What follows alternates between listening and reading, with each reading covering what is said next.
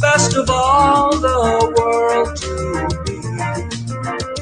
In my heart, where'er I wander, memories entwine and weave. All my hopes and aspirations, all my longings, woes aside. Everlasting bonds surround us as the fleeting years roll by.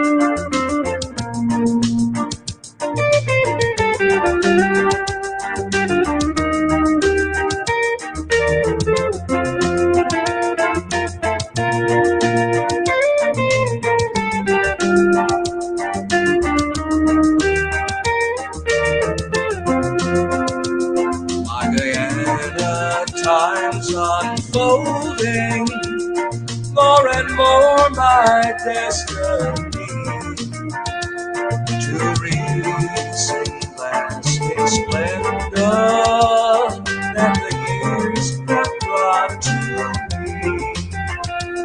All the ashes of my glory, oh, the long, long night has passed. Oh, rise triumphant, glorious, from the ashes of the past. Oh, rise triumphant, glorious, from the ashes of the past.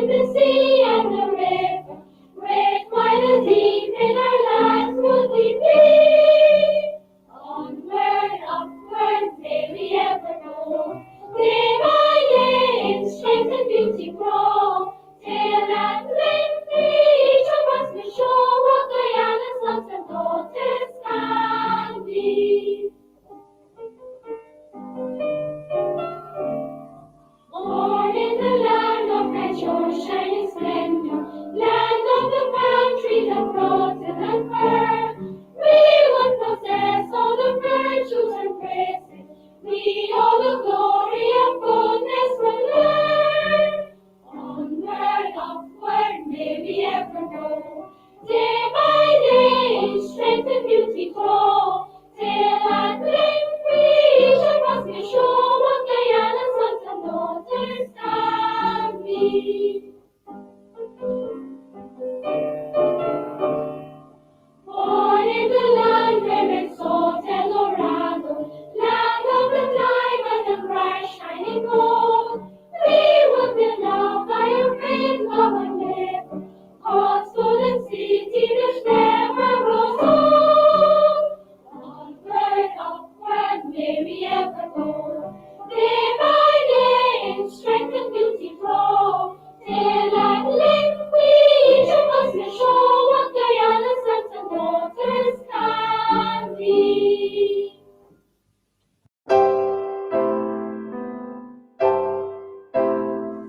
I dance upon the brink of day. I try to keep the night away. I stand between the dark and light, and ere the sun dies out of sight, I borrow from his fading rays the splendor of a million day. A rainbow in my hand I hold, vermilion set orange gold. I strive to light the darkling sky. The day I say it shall not die.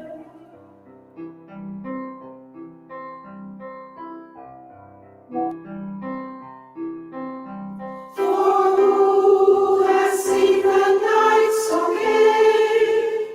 He would not change it for the day. And though I will still even find, I fill the inky sky with light, but countless nights and night must bear, where only one can rule the day.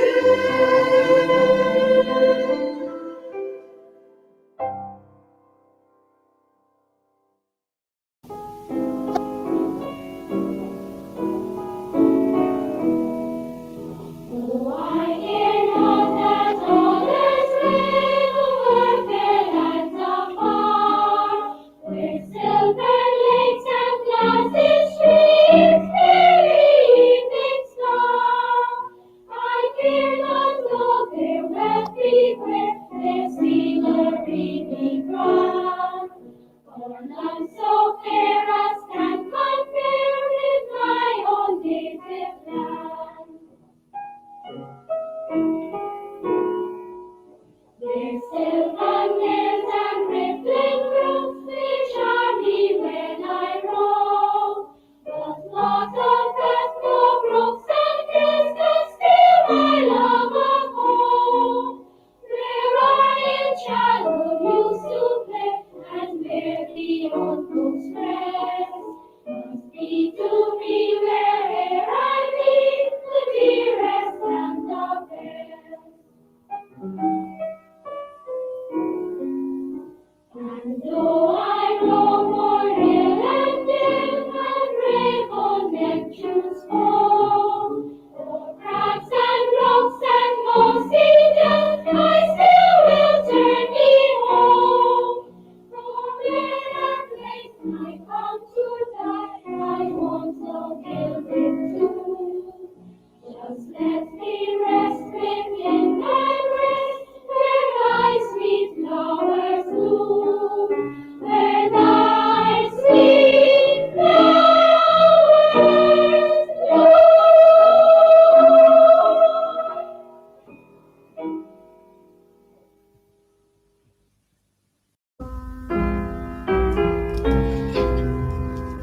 From Paparino speaks of birth to Coretes or sons, where children pledge each faithful heart to guard Guyana's lands. of ruling faith who violate our earth to cherish and defend forever the state that gave them birth. We forge a nation's mighty soul, construct a nation's flame.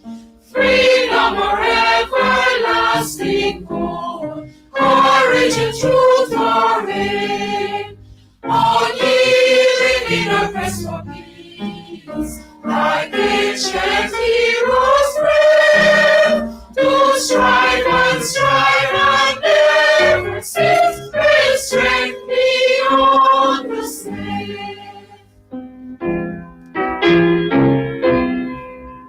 Guyana plant of glorious virtue, faith, prosperity, joining the universal search for worldwide community. Your people must surrender greed. Good morning, good morning. Welcome to another program of Guyanese Morning Time.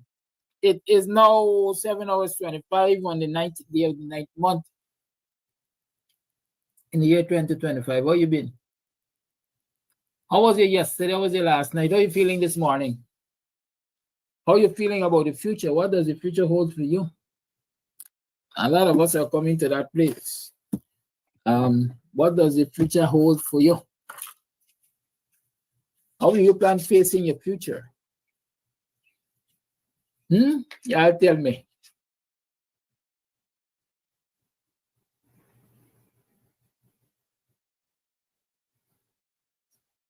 Huh?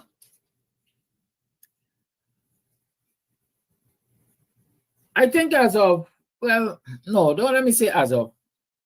The elections are not over. The elections are not over. There's still things that are connected to the elections that are happening. We had the president's sworn in, and then the next thing is to extract parliamentarians from the list, the varying lists. Well, not the varying lists, the three lists they got right now that you have to extract parliamentarians. Some you have the APNU list, the PPP list, and the forward Guyana list. I can start with the forward Guyana list. Is one person from there that will be going to parliament. A lot of people are already anticipating that it would be Amanza Walton this year who will go to parliament from the forward Guyana list. I see somebody ask the question if they're going to be sharing the seat that the forward Guyana list got. That's the question to be answered. I don't know if, I don't think I heard them answer it, but again, time will tell. Time will tell on that. The APNU, they have 12 seats as far as the declarations have gone. They got 12 seats. And so we'll have to wait and see who those 12 parliamentarians are. Good. You'll wait and see who those 12 parliamentarians are. And then you're going to ask yourself if, well, any which way, Orbit Norton selects 12 parliamentarians, any which way is challenging. Good? Any which way is challenging, because when you're leading such a big party and you have so little spoils, if I can call it that, to distribute, then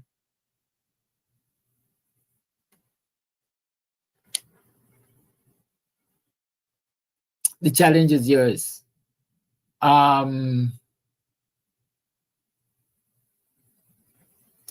How many persons can, quote unquote, benefit from parliamentary experience with 12 seats?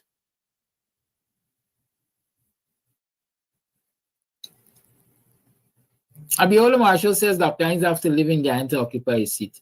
Dr. Hines lives in Guyana. Don't be like the Will Johnsons who some time ago said Dr. Hines is a US citizen and all of that. Tynes has never given up his Guyanese citizenship, and so he is a Guyanese citizen, and he lives in Guyana. Right? The previous argument was that he worked in the US, he spent half of the year in the US, or approximately half of the year in the US, and every opportunity he got, he came back to Guyana, his home. But to remove all doubt, I'm saying to you right now, he lives in Guyana. I don't know if you know that, but I don't even need to say that, but he's a public figure, so I guess anyhow, that's not my story to tell. Dr. Hines will tell his own story. But the long and short of that thing there is that he lives in Guyana. Good. I've seen one trying to convince Brenda Casey that he never criticized, Jordan, he never criticized Norton. And he's encouraging her, I guess, to go and listen to the thing. I don't know, I respect, I got, and I will always have respect for Mr. Jordan and respect for Brenda Casey and respect for all those of you who are contributors to this program. And when I say contributors to this program, I'm not talking about financial contributors. I'm not talking about intellectual well, I'm talking about intellectual contributors, because all of you come here and you contribute an idea, you contribute an opinion. I will always respect you for that. Every single one of you. Even the trolls that can't get the subject and verb agreements together and so on. All of you, I will give due respect. What I have serious disregard for is when people are not willing to go the extra mile, if I can call it that. It's not even an extra mile, but it's the required mileage to ensure that they are well informed when they are going to comment on issues. Right? That is what I have disregard for. As an educator, as a person who really pride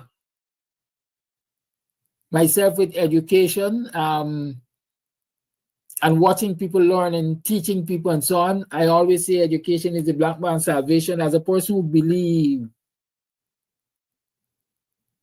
or should I stick with the proper grammar, believes in education as the light, the path, the roadmap to upward mobility and so on, it bothers me when people continue to exhibit a willingness to stay in ignorance.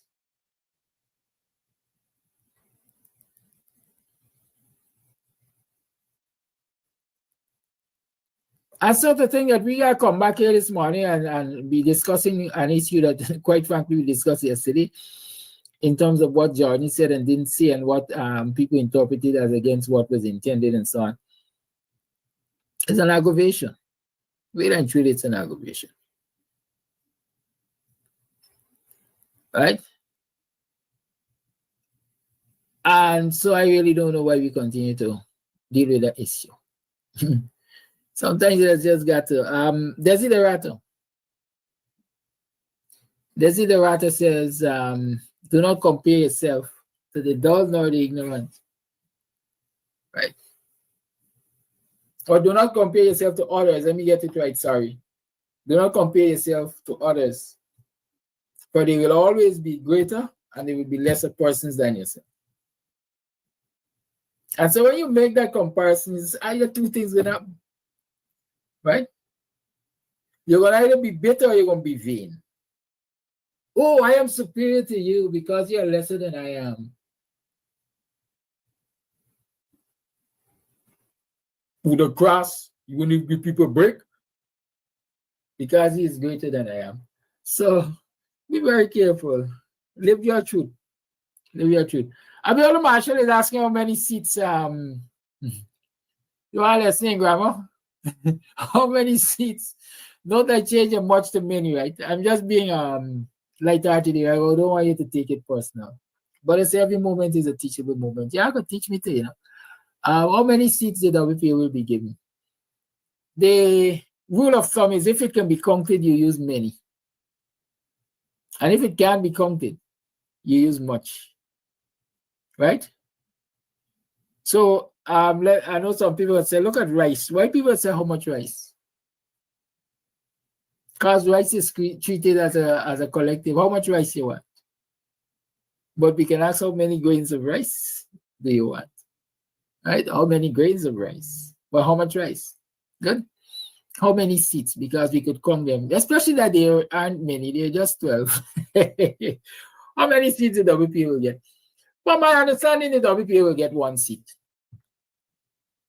A single seat. Do we deserve more? Yes. Is there more to go around? No. I can argue that, or I can make that statement of fact. Are there more seats to go around? No. So WPA gets 1/12. Good. Are you wrong? Thank you. But let me kill matter right now. Forget that one. We move it out from it. Right. So WPA will get 1 seat. All right. So I was about to say it's time for us to move on because the elections are over. The elections are now over. Because like I said, we now have to deal with the extraction of candidates to parliament and so on. Who is going to go to parliament? And what do they represent? What will they represent going to parliament? What do you believe they can achieve going to parliament? What should be the attitude of those who go to parliament? What should be the approach to dealing with parliamentary issues, especially given the PPP has a 7-seat majority? Right?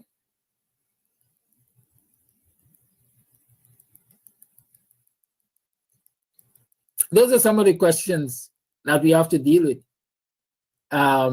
Despite the fact that the counting is over and done with and seat allocations have been made and so on and so forth, there's still those questions to be answered.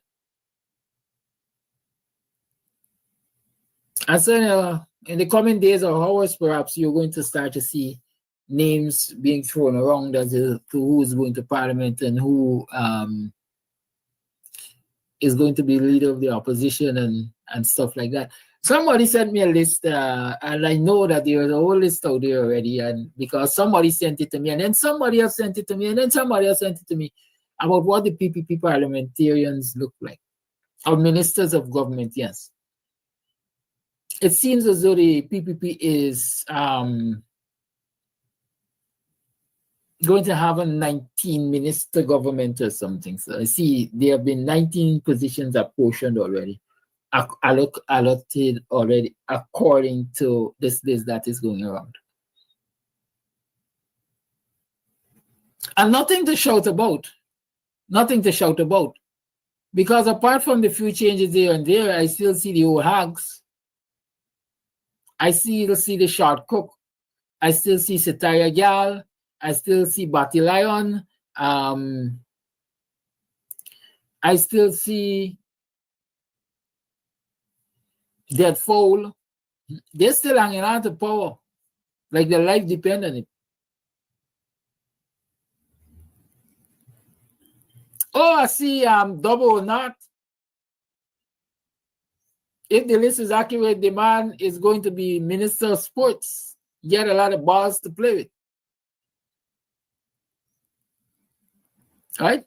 Quite frankly, an inconsequential appointment.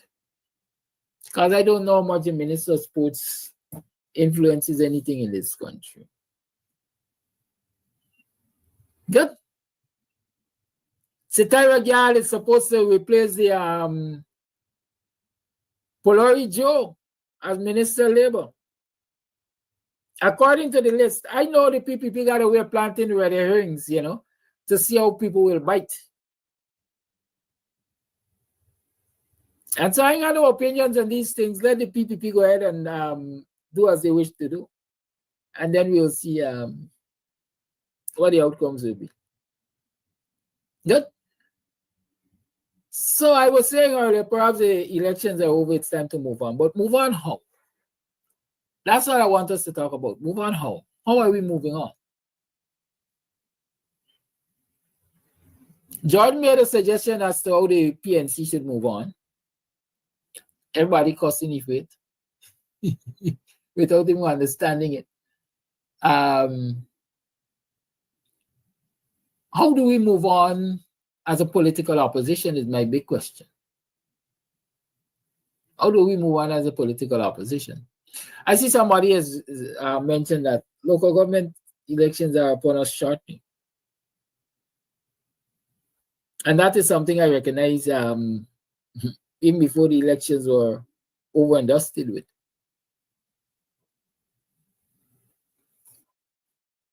The previous local government elections,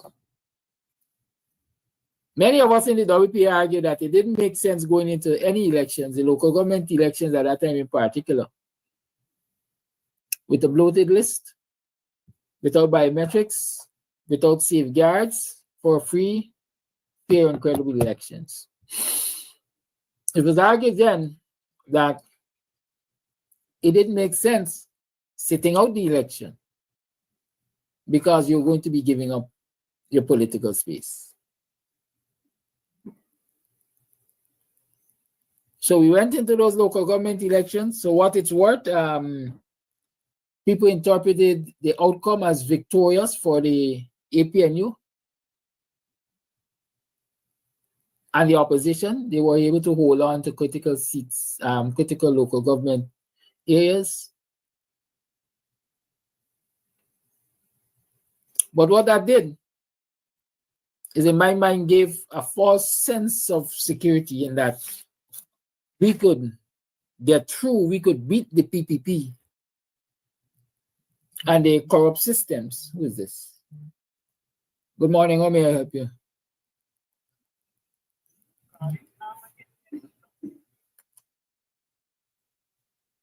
Who is it calling?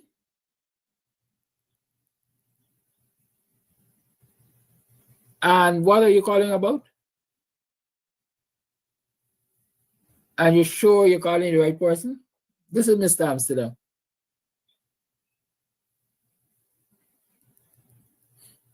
That's all right. Let's have a great day.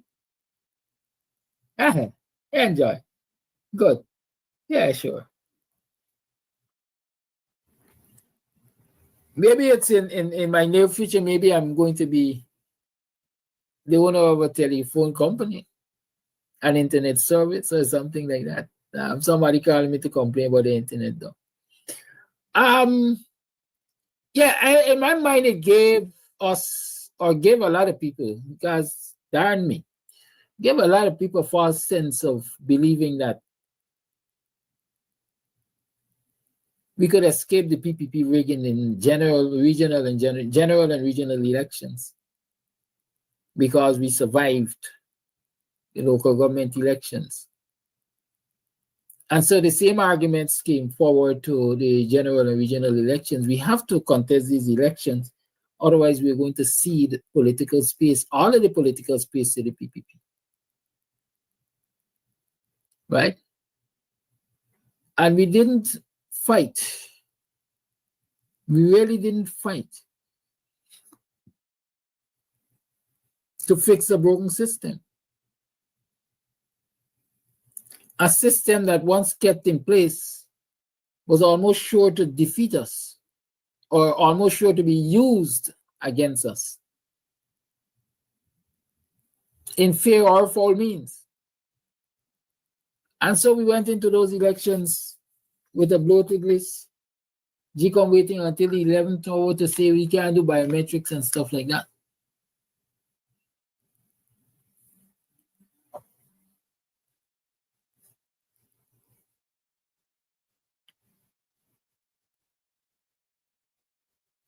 And we went right up to the 11th hour with the naysayers cussing out the very person that by then we should have determined is the only presidential candidate that we have going into those elections.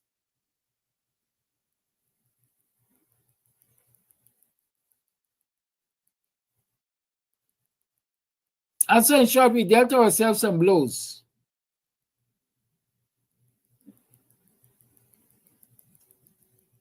We, by our very actions, must have reduced our chances of coming out ahead of these elections victorious.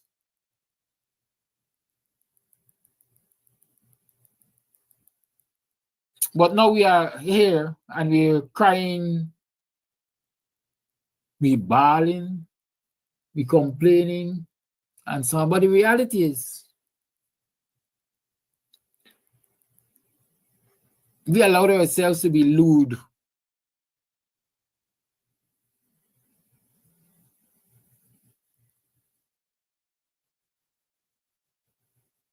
If you want to call it, into a false sense of security, believing that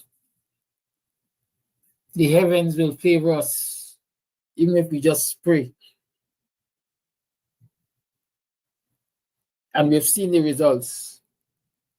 An election that has been so corrupted and so orchestrated to ensure our near demise, or near obliteration, if it isn't our obliteration. So we are in parliament with 12 seats. Or we came out of the election with 12 seats, and the mathematical geniuses and the psychological geniuses are now tasked with determining how they're going to share these 12 seats.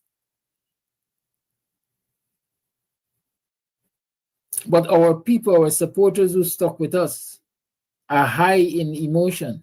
They're saying we have been robbed. It's a fact. They know we have been robbed. They're saying let us go there and confront the system that robbed us, which might be the logical thing to do.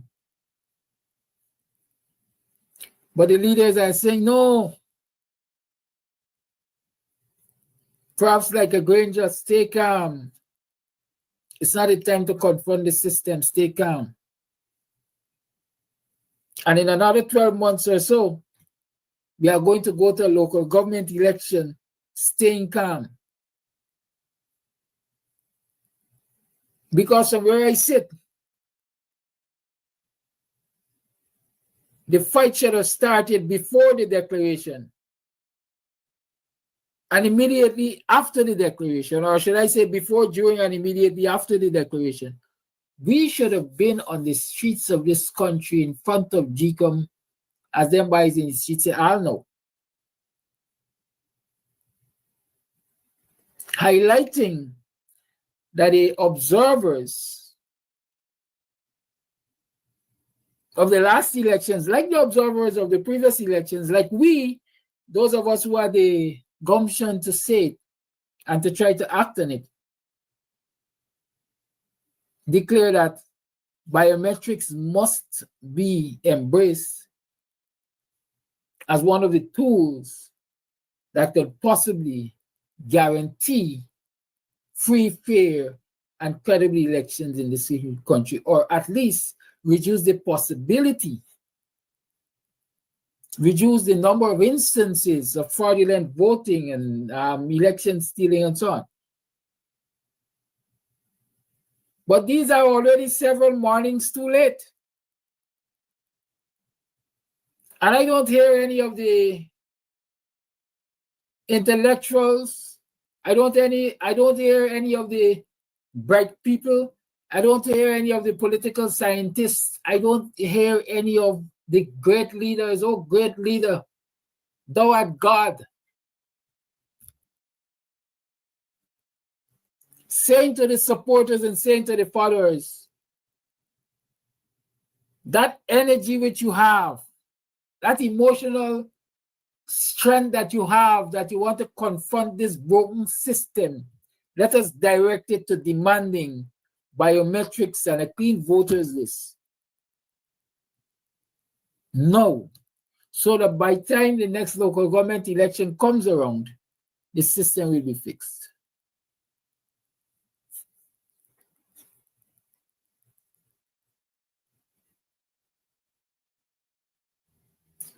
I tell you all, I got great respect for leadership.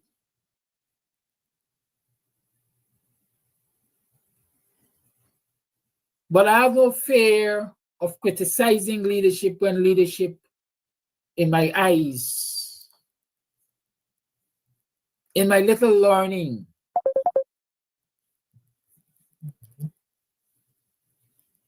right, is not coming across as being rational. That's how I see it. And I'm saying it is not coming across as being rational because I am sure I'm going to hear not too long from now that we are going to prepare for local government elections, or we're going to contest the local government elections under the same conditions which we contested the previous one when we contested the general and regional elections, which screwed us over. So I don't see where is the rationality there. I don't see the logic there.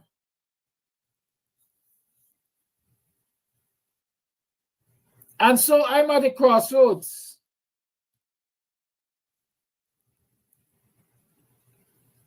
How do I channel my energies into something that I don't believe will bear fruit? How do I do that? Or how do I give expression to my belief that people should be on the streets confronting GCOM and the system, the authorities, the power that this thing must be fixed before the next local government election? Knowing very well that, again, I might be out there on a limb all by myself with 11 or 12 disciples, if I can call them that.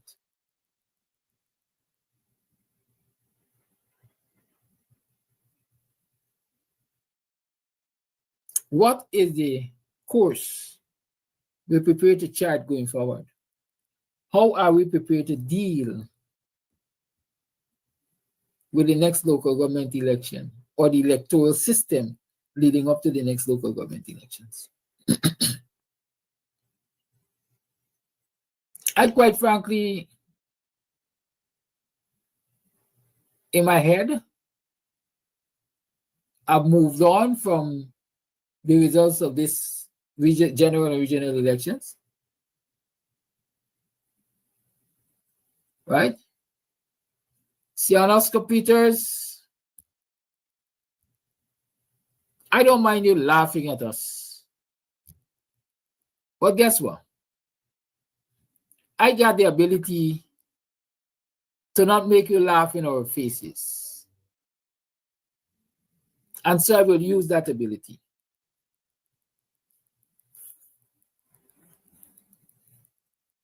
Good riddance. Right? Good riddance. Go laugh over my critic. Go laugh where the PPP friends and families are. Yes. So, where are we? How are we proceeding forward? Because as the leaders advise, listen, let's close this chapter. Let me roll over and dead on this chapter. But then we gonna arise, oh great men, and go contest the local government elections under the same conditions. I gotta be sick in the head. Any leader that tells me gotta be sick tells me that gotta be sick in his or her head. And so I'm saying to you, all of us, if there is no real fight to get a system changed, my energies will not be invested in any local government election. When you all are prepared to fight to get a system fixed and ensure that we have a better chance at even beating the riggers and beating the rigging, y'all could call me. Y'all could call me. Because here's what I've concluded. Win, lose, or draw, 12 seats or 20 seats? 20 seats or 24 seats, or in the case of the PPP, 36 seats.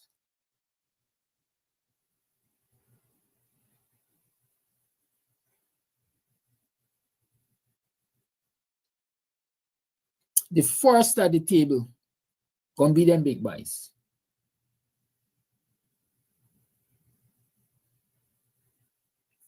And so sometimes you ask yourself, do they really care? Do they really care what the outcome is? Except that there's enough for them to get?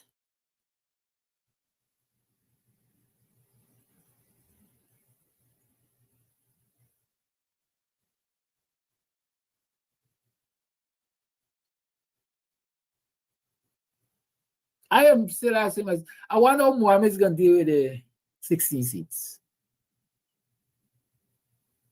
What would the ethnic balance be in those 16 seats? And by extension, what would the ethnic balance be in the National Assembly?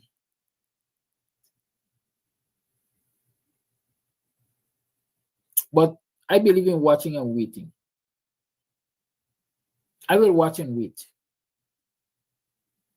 But I have my own imagination as to what we're likely to see. This parliament, for the opposition especially, can be, or at least I'm not expecting it to be, about achieving a whole lot of changes and so on for the people of this nation. But rather, what we might see is a lot of egos, self-actualization, pampersetting,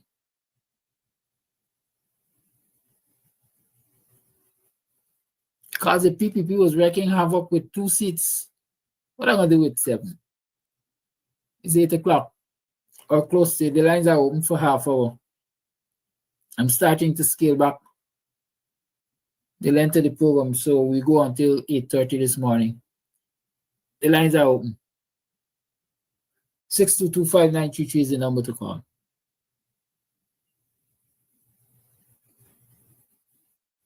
I got a fight in me. I'm willing to fight the fight. But I will not be the lone general. In fact, I won't be the lone foot soldier. The generals got to come out and fight. And when the generals show willingness to fight, I will join that fight. I ain't leading no fight this time around. I still got a court case that will end sometime in October. And depending on what happens from now to October, I have some decisions to make. And when October comes, hopefully, and that chapter gets closed, by the case being dismissed, I still have some decisions to make.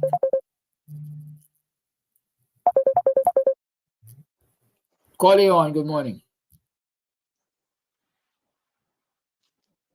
Hello? Yes, good morning to you and all my black brothers and sisters in Guyana. Happy Tuesday. Let I start out by saying this. God made 12 disciples. Is a reason why he made 12 disciples. My ex-president in America said one thing in history. Flash, who is not with me, against me. So, when you're in trouble, don't come to me, don't call me. And if I answer my phone, I will tell a plane, I'm not helping you. He said again before he leave office, he said, we do not recognize and we do not thank the farmers them, agriculture people them, who plant food for we can be safe and keep going every day. What are you saying this morning? You see, those who is up there don't recognize the smaller man. That is what we're saying.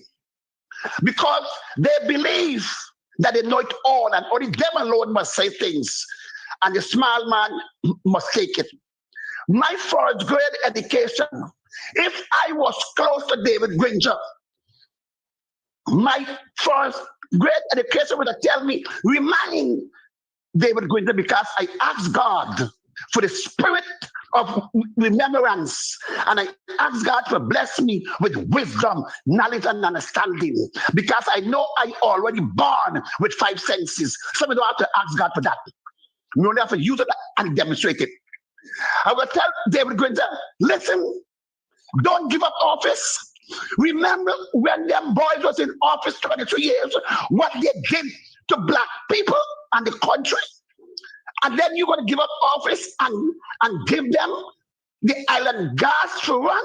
I would have used my first grade education. I would have remembered black people who wake up early in the morning and vote for me 2015.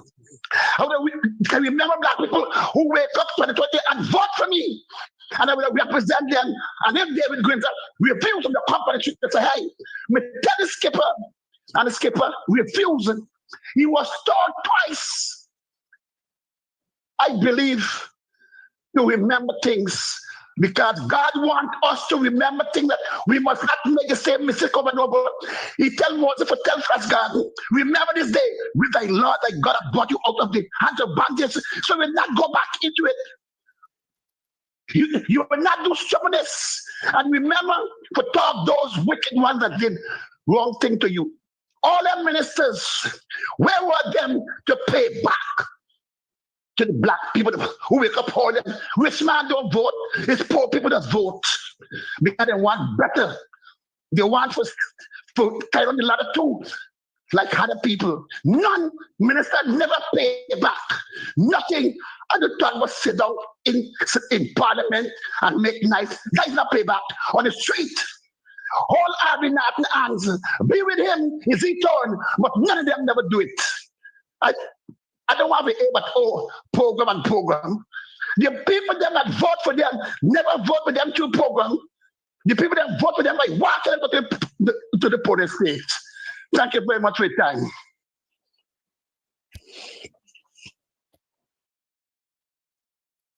Hi, hey, good morning, y'all. How y'all do? Welcome to another program of Guyanese Morning Time. It is 10 minutes past the 7 o'clock hour. What's happening? I'm still testing the new format of this program. And so I need your guidance. You people have to tell me if it's a good time for you. We started at 6, we're likely to go to 8 or 8:15. Or you rather we start at 7 and go to 9. Right? But any which way you look at it, the program is going to be scaled back to about 2 hours. Good? About 2 hours. If you want me to cut the replay, the length of the replay from yesterday's program or the previous day's program, let me see, so that we get more time to talk and take phone calls and so on, let me know. Remember, you are the co-host and you are the editors and so on and so forth. When Caesar hit me up, I think I have your number somewhere, but I'm not sure. So you could hit me up, send me a message on WhatsApp or something, so we can talk. Yes, how you been? How was it yesterday? How was it last night? How things looking? How you feeling? What gives you hope? How hopeful are you that we are in a better place? I think I saw somewhere along the place that oil prices have risen. Oil prices have gone up because we're going on in Gaza there or somewhere. But when oil prices rise, means we got more money coming to the country. What will we be doing with that money? Is it going to get to the people through trickle-down economics, or it will take direct cash transfers to them to get it? Do you have a government that is interested in lifting people out of poverty and so will do what is necessary to get it to them? I read somewhere that they got a $200,000 a household, no? Or something like that, a one-off coming up. The devil is in the detail. It's all that determined with our household. Yeah. What they saying do 7 to 9. What they got wake up earlier. You like sleep too late. Well, anyway, yesterday when I closed the program at 8:30, somebody messaged me and said, Mr. Sam, where you going out with? You closing the program at 8:30, there's when people getting up. Right. After you're saying scale back and do the program from 6 to 8:30, after that is 2.5 hours. You went to the same university with Irfan or what? I said we doing 2 hours. Right. We doing 2 hours. However you want me to utilize the 2 hours, we doing 2 hours. Good. Yes, I for 5 years have prioritized my political work or our political work for 5 years.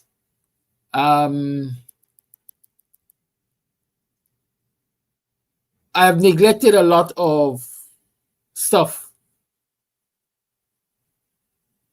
that I should have been doing within specific time frames. And I said to y'all, I can't do this for another 5 years. Right? I can't do it for another 5 years. Sacrifice has to be finite. It can't be indefinite. At least not in the same form. Right? Not in the same form. So instead of doing 3 hours of programming with you, I'm saying I'm here. We will continue this fight. We will continue this struggle, some people call it. We will continue this movement. But at least I take him back 1 hour. Good? I take him back 1 hour. And I'm being very honest with you. I always come here with honesty. At least I strive to come with honesty.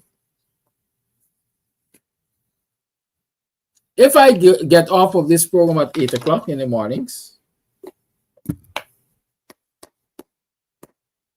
this is frozen.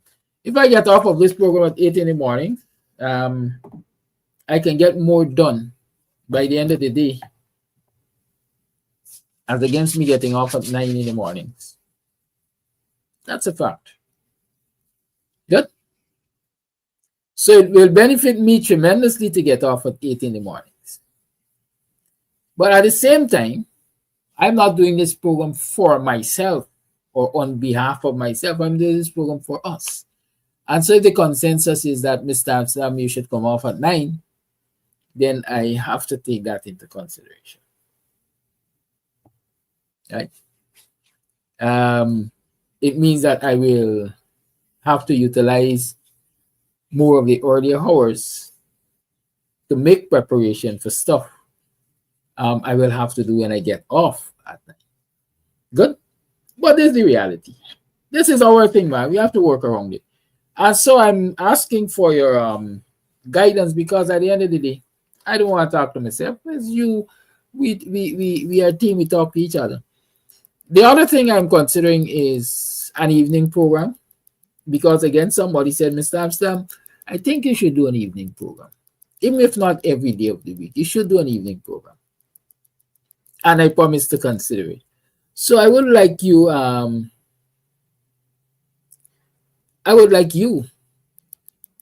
to give me guidance. I'm thinking I can do a Wednesday evening program, a midweek evening program. I'm still to work out the timing in my head. But again, I would welcome your suggestions. How do we proceed with that? Okay, good. But the issue of rebuilding and the issue of continuing the political movement is immediate. And like I said yesterday, and I'm going to repeat now, we should have already been up in the faces of the people at GCOM and the government and anybody else who can listen and should listen about cleaning the voters list and about getting biometrics. Let me explain this to you. People say that the then Chief Justice acting ruled that you can't take people off of the voters list.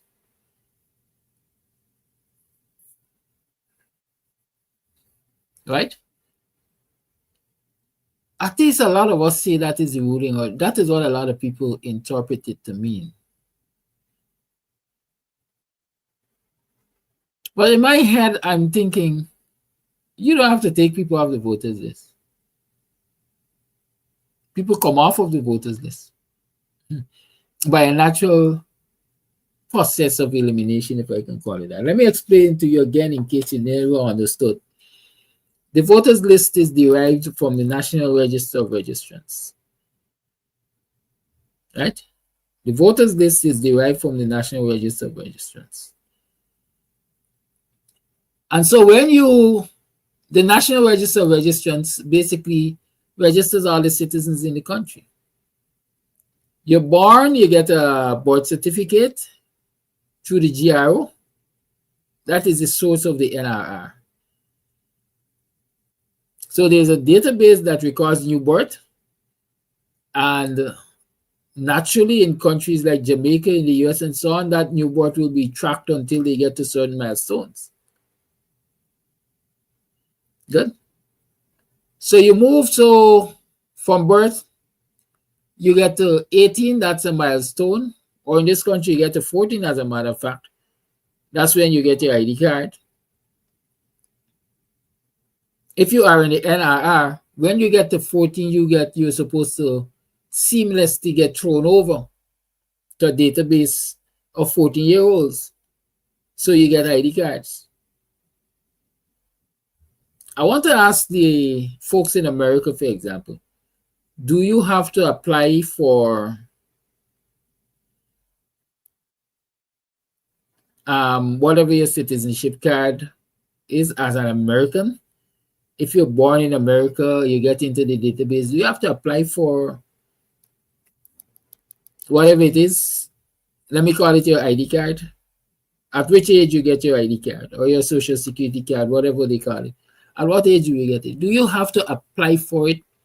Or do you get informed through an automated system that you are now eligible for this or you're eligible for that? And then is when you engage the process.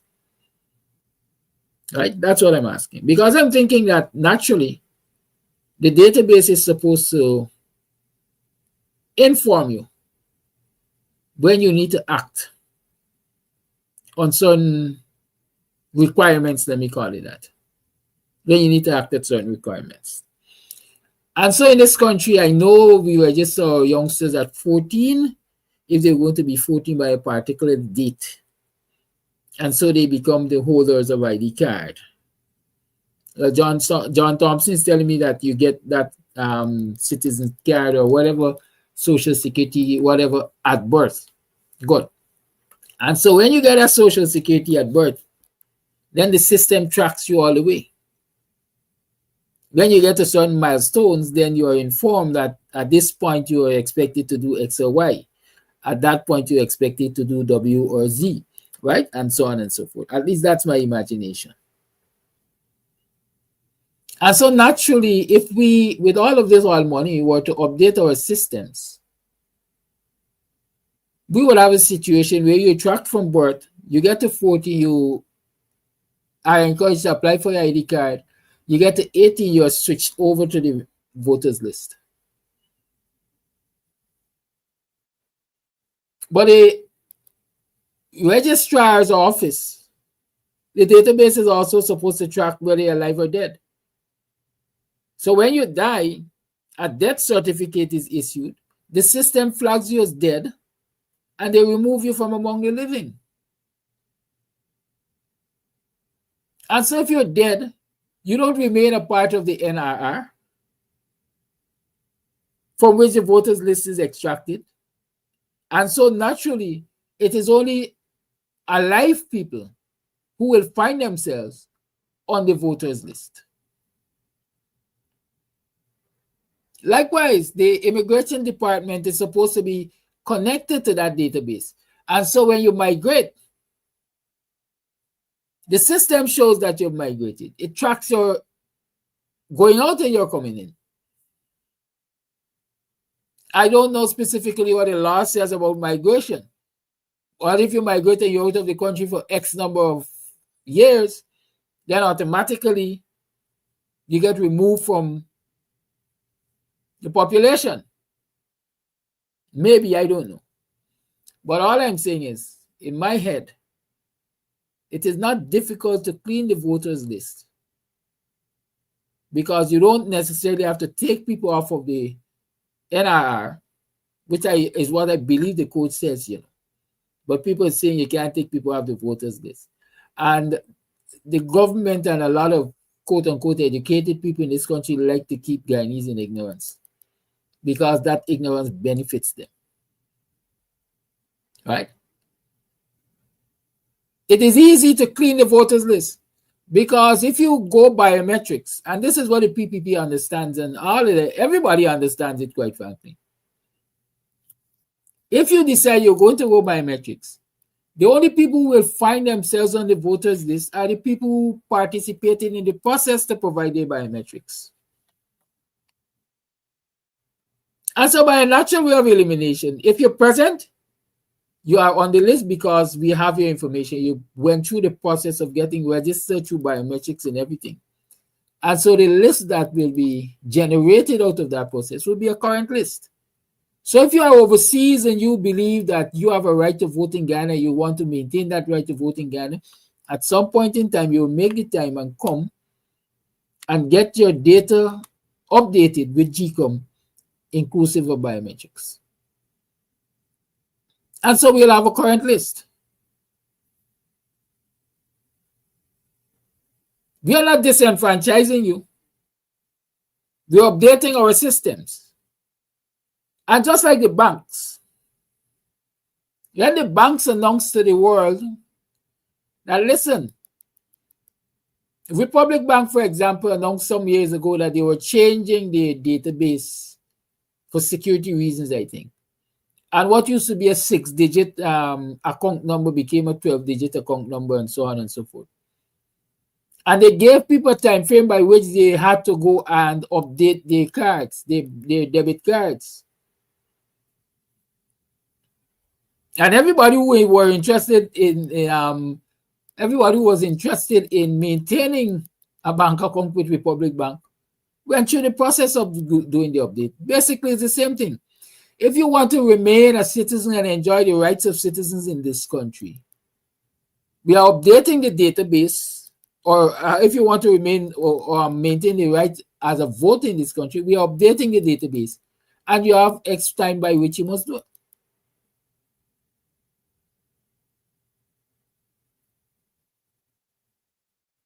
But those in power, those in authority, those who are sucking the salt out of this country, have no interest in doing that, because when they do that, then elections are going to be more credible. Charles Sampson saying when you die in the US, wherever you die, you have to make contact with Social Security. That is how they maintain their database. They have to submit that information, so the database gets cleaned and is maintained in a healthy state, current state. So again, nothing will change in this country electorally until we get serious about updating our systems so that the electoral list which is generated is close to accurate at all times. I say close to accurate at all times because you are going to get lapses here and there and so on and so forth.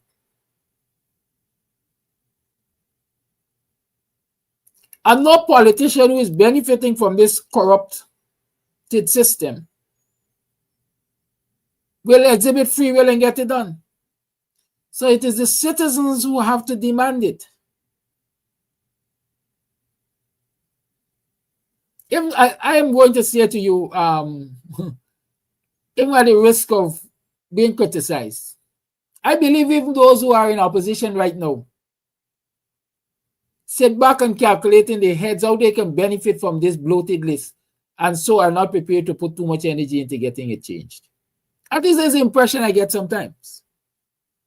But again, I will remind you, the David Granger government attempted to fix the list. It was Claudette Singh who truncated the process. So I might be contradicting myself there. But I believe that it really needs the citizens' involvement, mass involvement, to force the hands of the powers that be.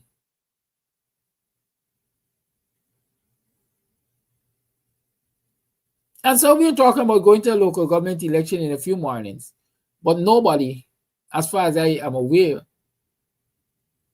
is talking seriously about confronting the system to get biometrics, at least.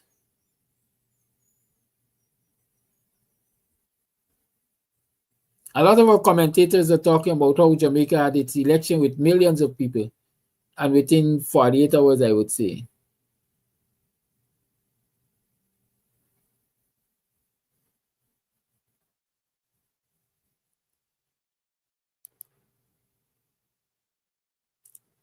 They had results. When are we going to move this democracy forward? When are we going to advance our cause as a nation and stop being the laughing stock of the world? Huh? Y'all talk to me. I have a video I want to share with you. Coming out of Jamaica and Jamaica's elections. I'm going to show you the difference of mice and men.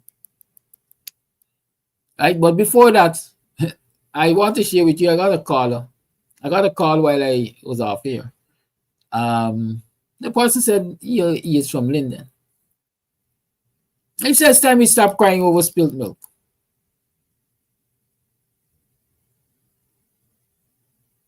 And he did not go to any rally, and he doesn't go to rally, but he looked at a meeting on social media that we had in Buxton, where the speakers were speaking from the back of a canter.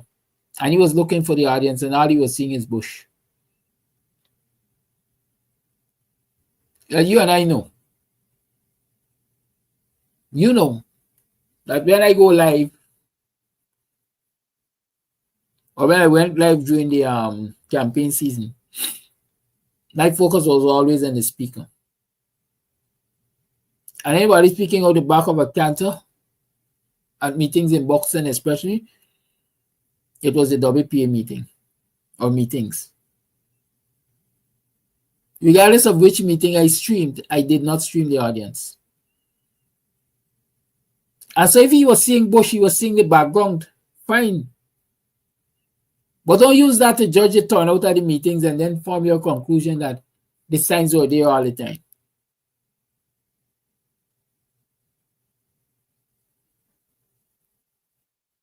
Right? Your conclusions could be very faulty. And I'm saying that they're faulty. And to speak on why I generally did not show the audience or the attendance at these political meetings is to agree with the European Union and other observers that said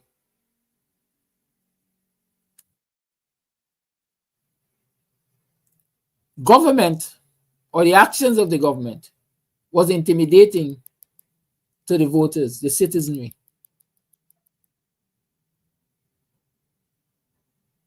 Because in reality, it was so and it will remain so until, again, as a nation, we stand up and resist. I remember being at a political meeting, at a particular meeting, I think it was Dazel, and a young lady saw the camera and she came to me and she said, you're live? Say yes. You're showing the attendance at the meeting? I said no. But why did you ask? Because I am a member of the military. And I don't want anybody to see me attending the political meeting. because there will be penalties.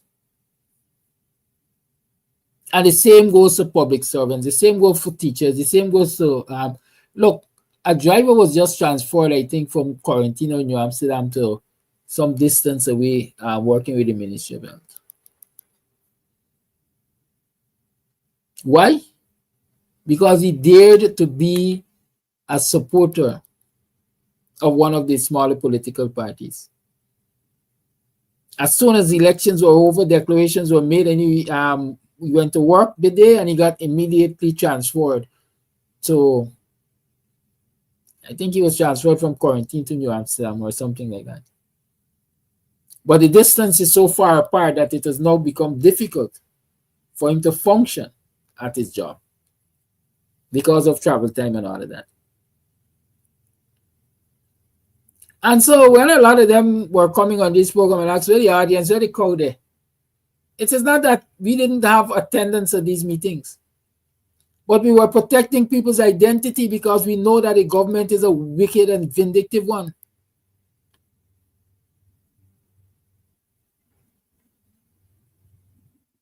And it can be democratic. And we cannot sit idly by and accept it. We ought not to. So in rebuilding, there are lots of things that we have to focus on if we are going to get this right. As far as I know, it's a waste of precious time and energy going to local government elections without the system being fixed. And all those of you who want to claim that the government didn't rig the elections and all of that, challenge the government to fix the system, and so the Guyanese can show more trust in the electoral system. Do that. And so nobody has to make this allegation of the system being rigged and the elections being rigged, because you will be able to say, but how it rigged and the system is fixed. And these are the returns from the election. And when we do an analysis, an audit of the system, the audit returns show that the system, there wasn't any anomalies. That's what we want. So everybody must know that they're going into an elections with a fair chance of coming out victorious or coming out a loser, but not through cheating, but through their performance. Your true performance will be reflected because the system is not rigged in any way for or against anyone. How about that? I said I want to show you a video coming out of Jamaica. Where is it? I want you to have a look at it. It's about half hour, which it means it's going to take me past the 8 o'clock hour. But again, because I'm restructuring, I will allow you to have your comments on it when we're finished. But don't worry, we'll gradually get to where we want to get to. Right? I want you to pay attention to this video. And all those who are in power and so on and tell themselves they're powerful and so on, I want them to pay attention to this video. And all those who are supporting the PPP and the wickedness, I want you all to pay attention to this video and listen to the concerns expressed in these videos, in this video.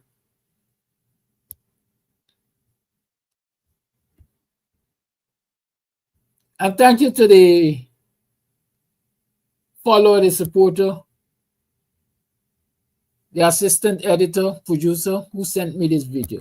That cafe observers are saying people are in the line at 5 p.m. and not allowed to vote is serious, right? Everybody know. If one thing you know is that when 5 o'clock come, if you're in the line, you have to be allowed to vote. The Representation of the People Act, ROPA, says this, right? I asked the Director of Elections about this in an interview I did on my radio program, Beyond the Headlines, after the election. He says it's something they're going to be looking into. We cannot allow this to drop.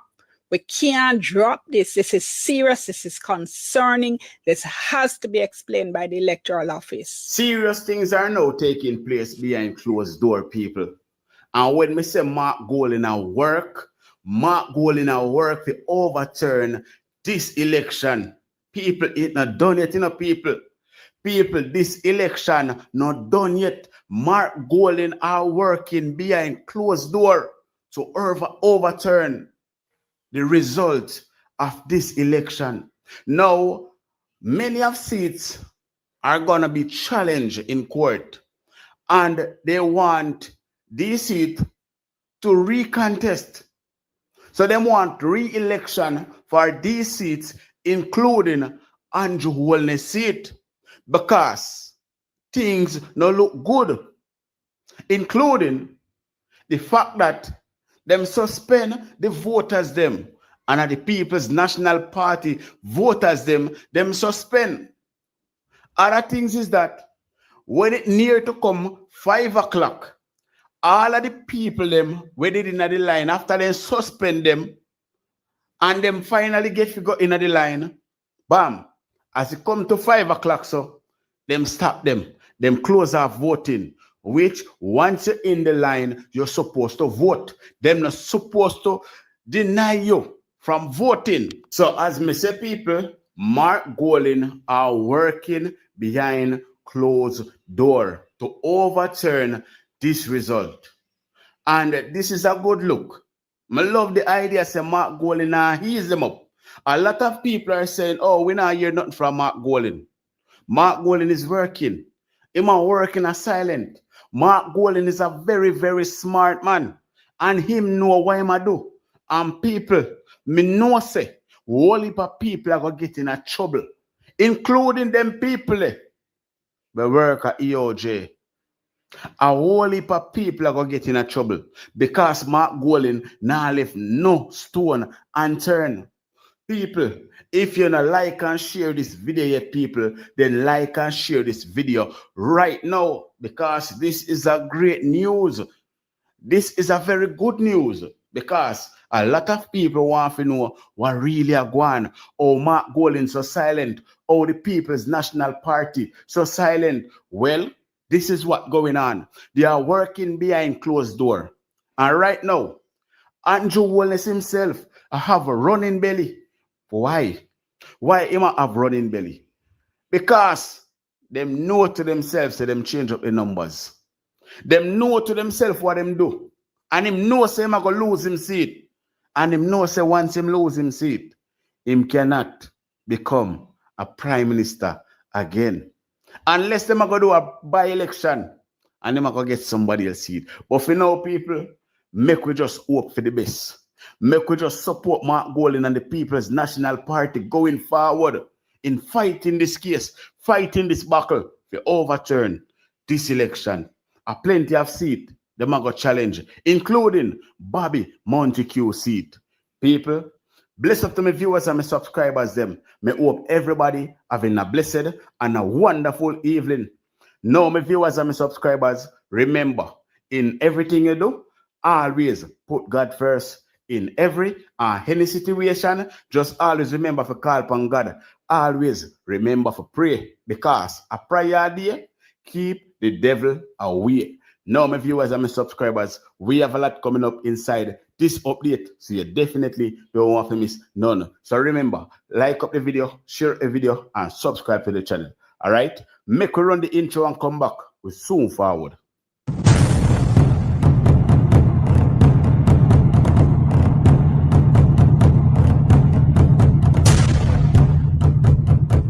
Isaac Buchanan step to the front. I do the people they want. That's why they get rid of Anne-Marie Vaz. We might not win the election, but this is a big win. The ship dock and Portland have a new captain. What you mean by she fixed the road? That was our obligation. The people, they're not ungrateful. Them just tired of the corruption. Dig up back which road? A chat to no a chat. Taxpayers' money do that. You know, think people are idiots. Mrs. Vaz. The people are wide awake. You never see this one coming. I know you're having a headache. JLP could have vexed little more. She got to go, but Cannon for the win. Mrs. Vaz. Oops, too slow. Uno win the election, but I know uno celebrate one Buchanan pan them. Uno like it galango demonstrate.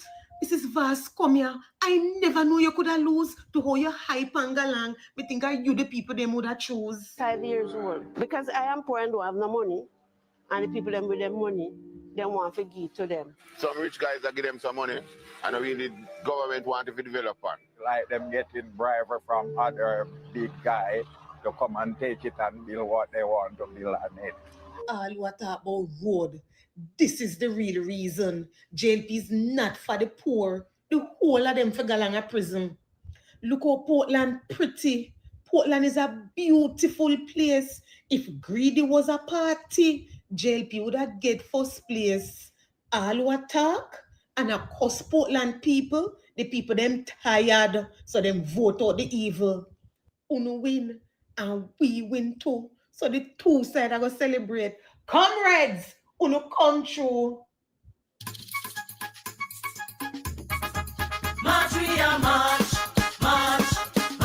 Welcome back to my viewers and my subscribers them. Big up to all of my viewers, big up to all of my subscribers them. We continually support the channel and help the channel to grow. Now people, remember to like and share this video. Remember to like and share this video and also subscribe to the channel if you haven't subscribed as yet. So now, my viewers, my subscribers, a lot of people are calling for a re-election. People are saying that this election should be recalled because it wasn't a fair election, and the things that happened inside of this election, the way how police black out the comrade them from go vote, the way how Andrew Wallace send police go lock down polling station, the way how them deal with the whole election, they think it should recall. What are your thoughts on that, people? Do you think the general election should be recalled? Would you support a recall from the general election? No, I think if a general election should recall, maybe things would run better, but a thief is a thief. A criminal is a criminal, and they will always remain a criminal. And Andrew Wallace is a criminal, is a thief, is a dishonest man, and he will not change. So he will do everything in his power to stay in power. You understand me, I say? So, me no know. Let me know what you thought down below in the comment section. Would you support a re-election? Let me know, people. Check out that video. All right, so good morning, everybody. So this is my opinion, and you don't have to agree with me. But I believe that the general elections should be recalled, not because of the winners or the losers, but because of the discrepancies within the poll, where you have 5,000 persons within an area that is eligible for vote or 5,000 registered vote, but when the ballots are counted, you have 6,000 people. For example, because I'm seeing a lot of that going around. So in light of those realities and in light of those evidence that were brought forth, I do believe that the elections should be recalled, because there is no way you can have 10 people in an area and there is 20 people voting. It makes no sense. Obviously, something went wrong. Obviously, something went down. You understand me? And as a Jamaican, we should choose Jamaica. And choosing Jamaica means to want fairness, to want honesty, right? Not worried about any party. Not to worry about any party. Because whichever party win or whichever party lose, Jamaica is the one that's going to feel it. Yeah. And I'm seeing a lot of discrepancies at the poll. I'm seeing a lot of people coming out now, even the whole EOJ thing where they're saying, okay, this amount of people in this area that is eligible for voting, this amount of registered voters, right? And you have a certain amount of registered voters. And even though you only have a certain amount of registered voters, there's more people voting than the amount of registered voters, which tells me that something went terribly wrong. And as Jamaicans seeking to put Jamaica first, we should want to know what went wrong. We should want to address the issue. You understand me? We should. And we should want a free and fair election, because I know I want a free and fair election. I don't want to vote still, but I would want to see a free and fair election. And it doesn't matter who come up on top. It don't, because for me, it doesn't matter who come up on top, because whoever wins, I'm still gonna have to get up and go to work tomorrow. I'm still gonna have to take care of my kids. I'm still gonna have to take care of myself. I'm still gonna have to work. And if I don't have a job, there's no politician that is going to come and say, come, here's a job, go to work. No, you understand me? So I really do believe that we need a recall in this election, and this election needs to be redone. Something went wrong, terribly wrong, and we should uphold justice for ourselves. You understand me? We're not supposed to allow politicians to play in our faces like this. This is very serious. We're not supposed to allow any politician at all, whether you're with them or you're not with them. We're not supposed to allow them to play in our faces like this, because if they can play in our faces like this, imagine the things that they do behind the scene. Yes. And for those of you who like to come on my page and disrespect me, good luck to you. I still go to work, I still eat, and my belly still big, and I can't seem to lose no weight all the way near they drag me and they disgrace me. It seems to not be working. So good luck to that. Now, the People's National Party and Mark Golding are planning to go back to the poll with some seats, including the Prime Minister seat, because they think things wasn't fair with those seats. A lot of things happen, including police lock out voters, police lock down polling station, police block out the People's National Party supporters, them suspend them from go vote, and then make time run out on them, put them back in the line, and then them close polling station, say, boy, them can't vote, even though they are already in the line. And that is unconstitutional.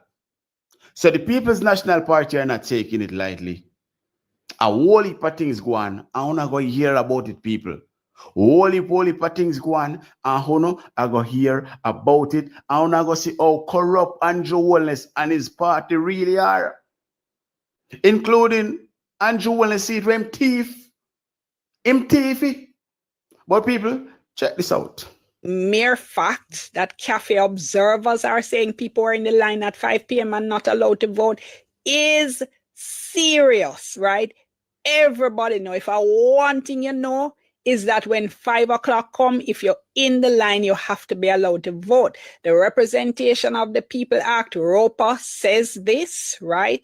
I asked the Director of Elections about this in an interview I did on my radio program, Beyond the Headlines, after the election. He says it's something they're going to be looking into. We cannot allow this to drop. We can't drop this. This is serious. This is concerning. This has to be explained by the Electoral Office. Now, the PNP went on to say that while they respect the will of the voters, they said they can't ignore the corrosive effects of these illegal and immoral actions on public trust in the electoral process.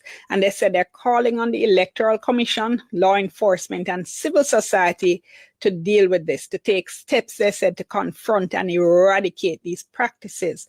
Now, there's another development, which is that Paul Buchanan, the PNP candidate who ran against Prime Minister Andrew Holness, says he's challenging the results. He's alleging irregularities in PNP stronghold polling stations. He claims there was a, quote, strange removal of several boxes. He says he's gathering evidence. He says he'll report the matter officially to the Electoral Office within a week. So we're tracking all of that and we'll update you on that. So what happens now? Andrew Wellness should have never put foot in office. I want to know if when the recount are gone, how them really do it? How them really do it? Them not check certain things like the pink paper. Because, people, this is unacceptable. Just imagine the counting are going good. Mr. Buchanan a lead in the poll. Him a lead in the counting. And all of a sudden the internet go away and come back. Mr. Buchanan now lead again.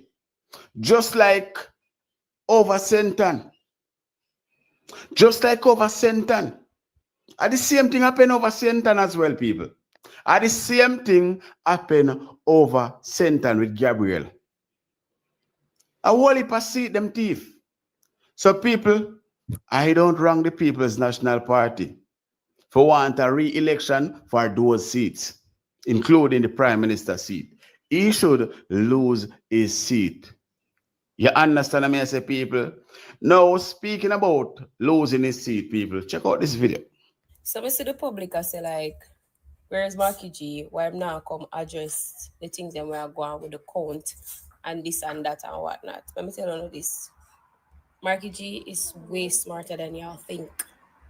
Believe me when I tell you. And at the comrades, them me see a talk up still, you know, and I respect that. Power to the people.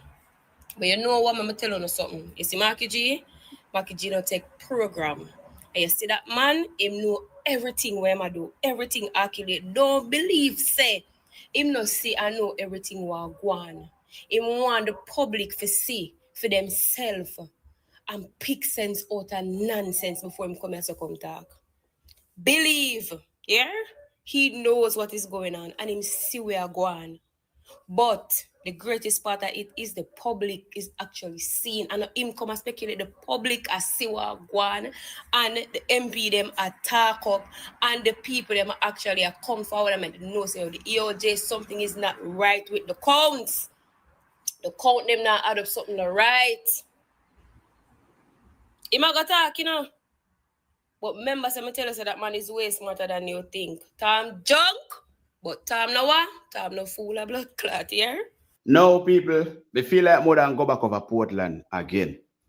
All remember, when the Jamaican Labour Party did a sabotage Dr. Bloomfield, and him have to take it to the street with the supporters. Him have to take it to the street with his supporters, asking the government for money to fix the road. All remember, check this video out. We need to act, but you want Portland Road.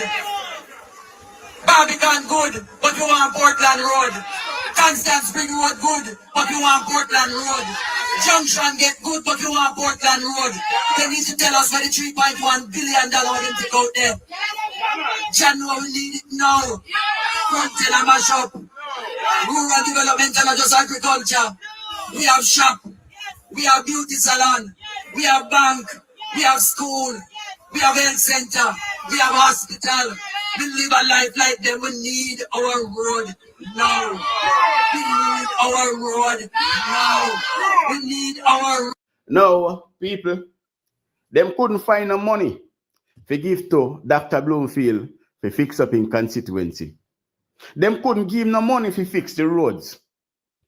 But the minute them take him life away from him and frame him about a fishy business, make them take him life. Them can find money for give Anne-Marie Valls to fix road. But them couldn't give Dr. Bloomfield no money to fix the road. Hypocrite them, wicked them, evil them. Now, at the same thing, them are going to try to do to Isaac Buchanan. The same thing. See them start plan for sabotage him, them start plan for take him life, and all of that. But you know what I'm glad say?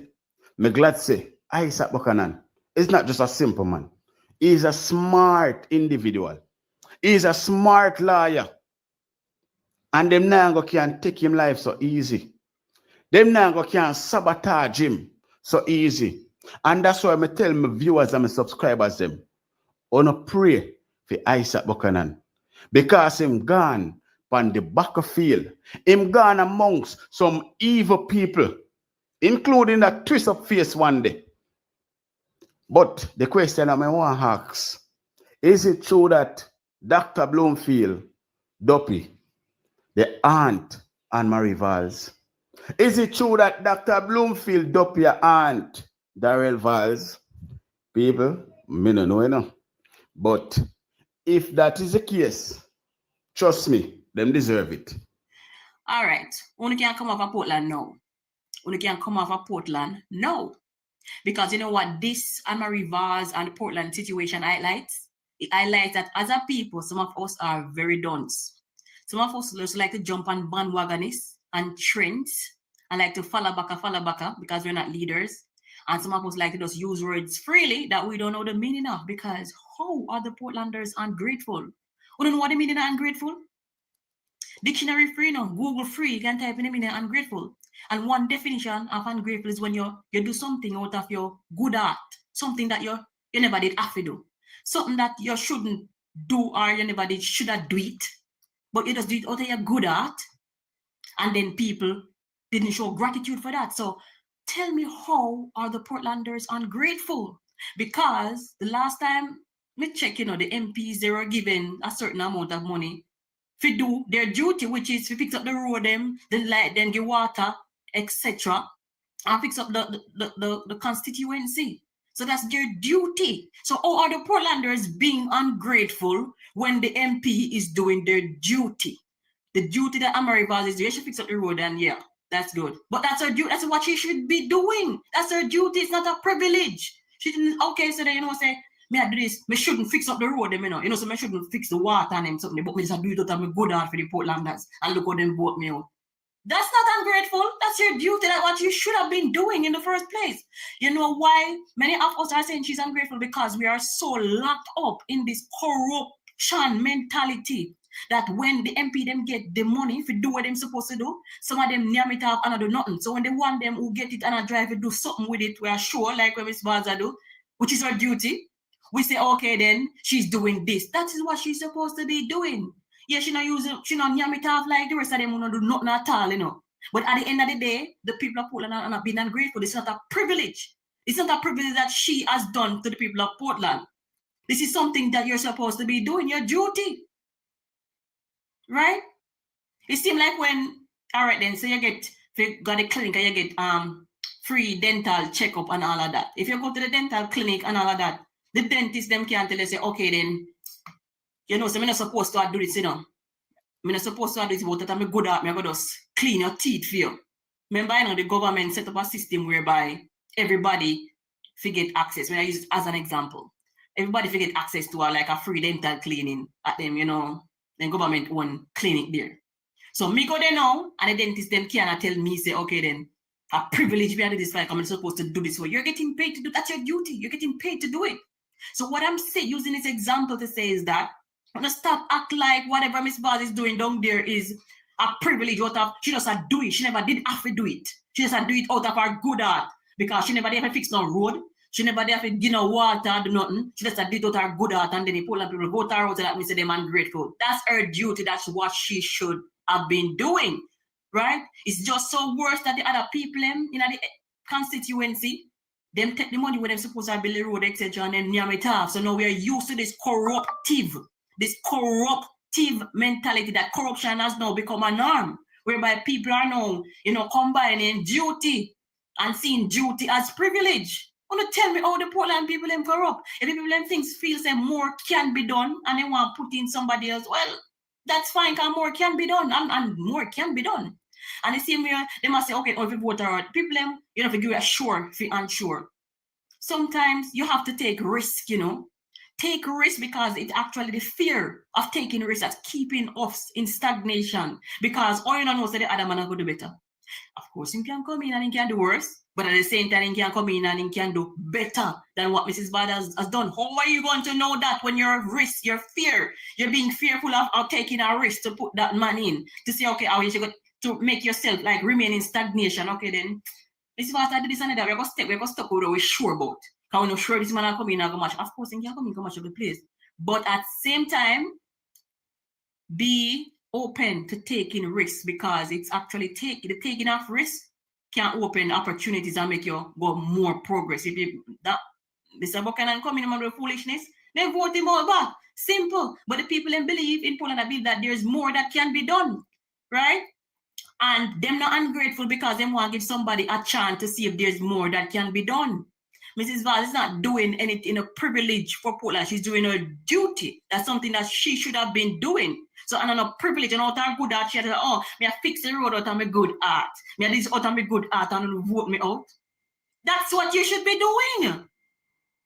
So, this, we doom as a nation because we are now mistaking duty for privilege. I don't beg me, this is what you get paid for do it, you get the money for do it. That's what you're supposed to be doing. The only difference between you and the other MP them is because the MP then yam it off and then other don't, but you actually do something. But it's not a privilege that you're doing for the Portland people, it's a duty.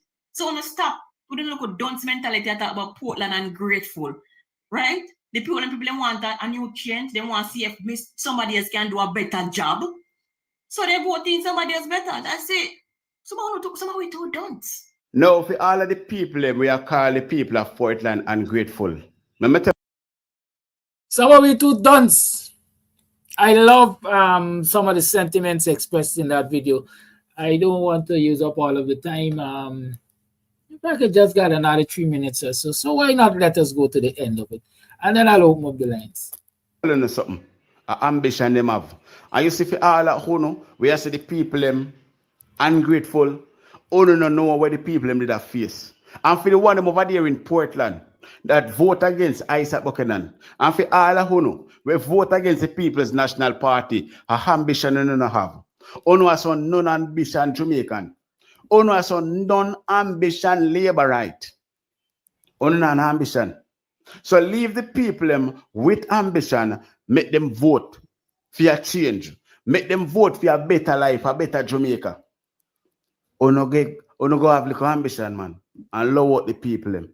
Now people state a thought and that down below in the comment section. And as usual, people, remember to like and share this video. Remember to subscribe to the channel as well and turn on the post notification bell. Remember, God is love.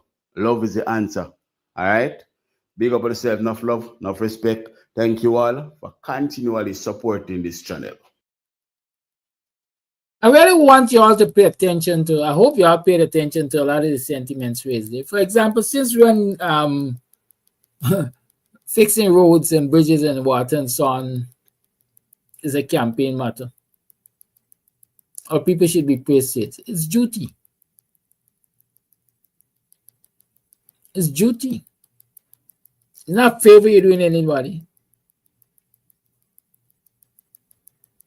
Listen to the sentiment that says, we don't care which political party wins, but we are concerned about the infractions, because if allowed to stand, over time, they will become a major problem. Have we seen that happen in this society? Or you think we end up with a list that is almost the population size? Because over the years, we allowed bloated lists and bloated lists and bloated lists and bloated lists to keep rolling over and rolling over and rolling over. And here we are now. It's a list so big you can't even tell what the actual turnout of the elections were in terms of percentage. Because while we're saying it's a low voter turnout election, we still have to ask ourselves if it is really a low voter turnout election or the list is so bloated that all of the people who did not turn up to vote are actually people who are not supposed to be on the list. And most importantly, listen to all the complaints there and you will find a whole lot of similarities in this country. But the difference is they expect the judiciary to work. They're going to court on it. In Ghana, we can go to court on it. But I'm saying again, there's no separation of powers in this country. And so we expect any challenge to be stymied, to be kicked along the way, or to simply be blocked by the blockers of the PPP. And again, I'm going to say this. If you look at the history of this country in elections, many will argue there's no point of going to a petition. Because the law says you got to wait for the president swearing, and then you could go to a petition. Or you got to wait for the announcement of the results, whatever, and then go to a petition. By the time they announce it, by the time the results are announced, they quickly swear in the president. So by the time your petition gets heard, the president is already there. Somebody's already there as president. And then you have the political influence on the judiciary to keep kicking the petition along the way, kicking the petition along the way. Y'all check, you're going to see at least 4, I would think at least 3 petitions that are still before the court, and several election cycles have passed. That doesn't make sense. That's not democracy. That makes no sense whatsoever. What is the point of going to a petition if it is not going to be heard within, I would say, 6 months of the election? 5 years after, you're still hearing the petition. What's the point? Whoever is sitting there as president knows very well they ain't got no move with me, at least not on that petition. Those are the things we got to take to the streets to demand changes for in this country. Every institution of the state must be held accountable. It's the only way we fix in this country. But the lines are home. 6225933 is the number to call. Word on the street is that there were 8 persons at least from the previous PPP government. And so you're not likely to see them back in the PPP cabinet. But they're going to be in some back room working. But you know what is troublesome? And I think I attempted to say that some weeks ago when I was talking about the so-called sanction list.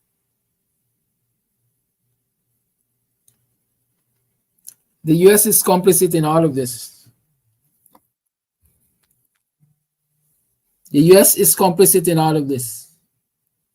Word on the street is that these 8 persons at least were sanctioned, and the PPP negotiated with the US authorities to not release the list until after elections, because it could have had a damning impact on the performance of the election.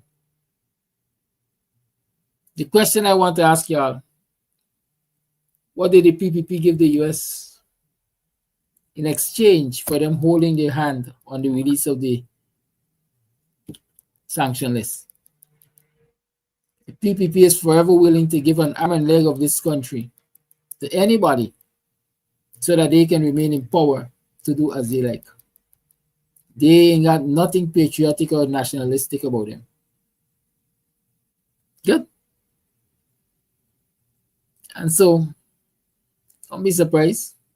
Guyana is now another state of the United States of America. At least that's my opinion. I'm entitled to it.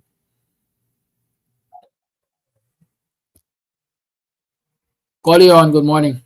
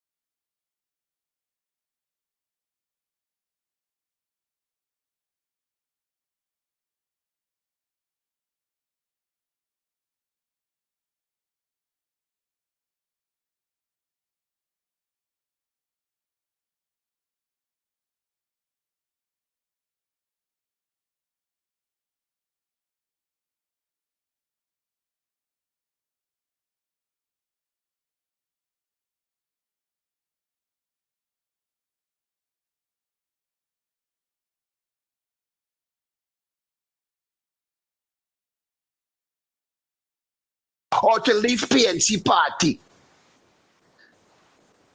Who next in line? Let me repeat myself again. You see them, some of them ministers, I would use the words that they're ungrateful to Abinati, because Abinati support them 2015. Abinati work with them, but it is not over. And I am saying this loud and clear to my leader Abinati, don't step down, because they completely for damage PNC party, and it's that what enough of them want to see. And to you by Narayan, David, I tell you already, stay in your lane. The nonsense talk where you attack, you mad with Abinatin because you the one tell Abinatin for join with that criminal Mohammed, and Abinatin you refuse. Are you encourage Abinatin for take that criminal Mohammed money? He refused. Never are you ex-ministers. Abinatin pull you up, them MP, and are you don't want to take pull up. Are you cannot do dirty things and face the public. Abinatin don't want that. And to you, David Granger and Arman, it is it well what I did to Abinatin. It is it well. I could see it. But we will move on. We will use what we get to go back in office, not as opposition leader, as president. But Abinatin must not leave because we cannot trust non-young people yet. You mentioned something yesterday, and I said it alleged. If James Bond is for do go there at Minister of Sports, them boys are prepared for 2030 election for capture those young who will reach age to vote 2030. Those who in 30 now, the next 5 years, they're going to be 18, 19, 20. We got to open our eyes upon that. We must go around and save these next generation. We cannot let James Bond capture them. Thank you very much for your time. Thank you for your call. The lines remain open. 6225933 is the number to call. We have 15 minutes remaining for calls. Make it count.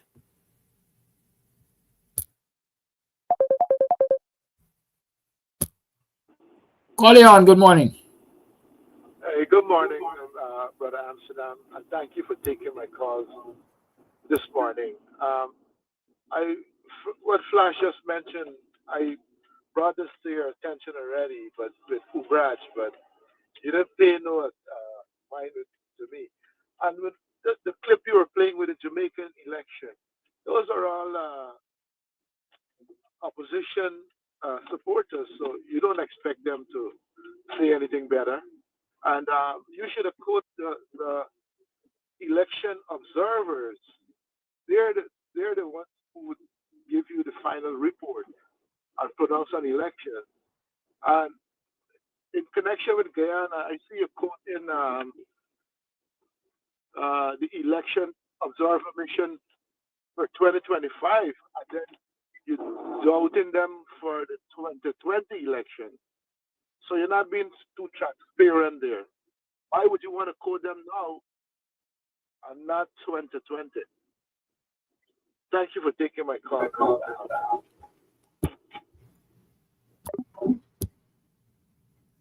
Sometimes you can't help but wanting to cost some people. That'll start good, and it'll end up with stupidity. I know, like, that'll get brain freeze in the middle of a logical conversation. Why quoting the observers about 2020 for when we're dealing with 2025 election? Y'all tell me. The PPP was quoting the 2020 observer all year for 5 years leading up to the 2025 election. So why quoting them for now in 2025 when they have already issued a preliminary report on the Guyana elections, not pointing fingers at the PPP, hassling people, and so on and so forth. Yes, girl, Cherry, light up on my ignore morning. I see why they come early for tell me about my tooth or my teeth. The course that passed through my head, I ain't gonna share with you, but they're trying with a personality attack and so on and so forth. I am sure, call all the line and mute a little. I am sure, and I'm so confident in myself that I don't have to rush to do cosmetic anything to replace a missing tooth or even more than one teeth. Because that doesn't define me. It shows my humanity. Every human being on the face of this earth, we born without teeth, and most of us will go back losing most of our teeth. Right? Some people can talk about aesthetics and so on. And so we just run and put in what Guyanese like to call plate, dentures and so. But are you wanting to put in a denture? Because I've received my dental advice. And I will bide my time. So I know what these people who ain't got nothing else to talk about or attack me and always come and talk about my teeth. Some of y'all need to look in some dark places and see what exists in there until their parents fix it. Call it on. Yeah, good morning to Becky. I'm trying to reiterate a point I was trying to get to. With U.S. jet fighters flying over Ali's inauguration said it all for me. Let's remember Mohammed went to Barbados. Something was done in Barbados there. And when Mohammed came back to Guyana and met with Nigel Hughes, he went in overdrive. And the word is out already that he was instructed to take votes away from the APNU, not let the APNU win.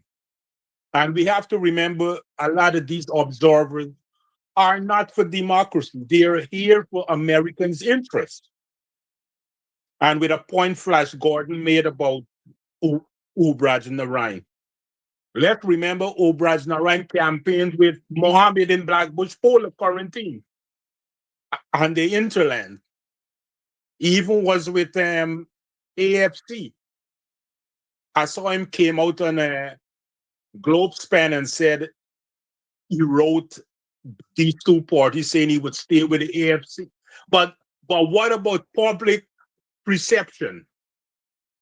How do voters view him running from party to party before he came back to the APNU? And concerning Mr. Jordan, he made a point last week about Aubrey Norton letting the parliamentarians go back to the grassroots and collect information.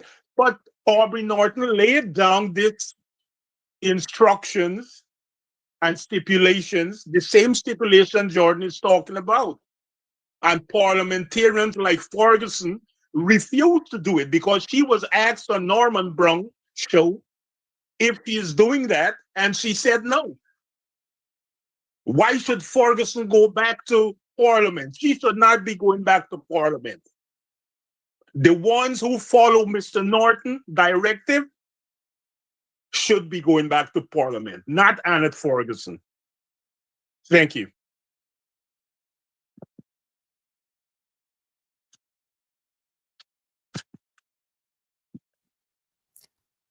Thank you for your call. Let me tell you all something.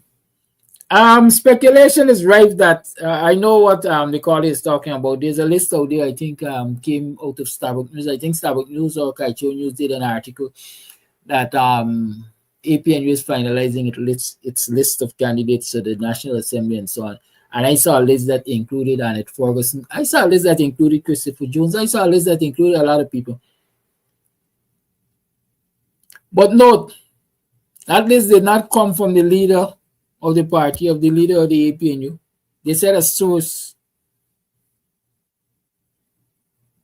And so I being me, I'm going to not speculate. I'm going to wait and see what that final list is. Because I rather suspect a lot of the names that are on that list are not accurate. I rather suspect so. Yep. If you look at the list that the caller was mentioning, let me see if I find it. I'm not finalizing Parliament list. Good. So according to them, we have Aubrey Norton, Jurata Finance, Ganesh Maipon, Christopher Jones, Annette Ferguson, Rivaldo, Birbal, Coretta McDonald, Dexter Todd. If you look at that list, Aubrey Norton was in Parliament, Jurata was in Parliament, Ganesh was in Parliament, Christopher Jones was in Parliament, Annette was in Parliament, Coretta was in Parliament. That is 1, 2, 3, 4, 5, 6 persons already out of 12 who were in Parliament already. I can't dictate what the leader of the list does, but I think it would be foolhardy to have 12 seats. I return 6 old-timers. Right?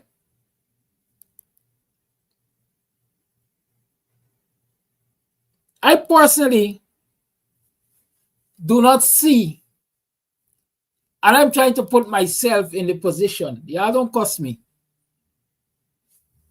So let me do a supposition. If I were Aubrey, I would not have gone back to Parliament.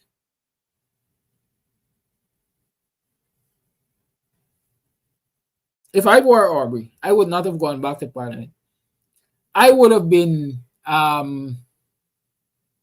if you call it, leading from the back. Marshalling the forces, that's the word I want. I would have been marshalling the forces from behind the scenes.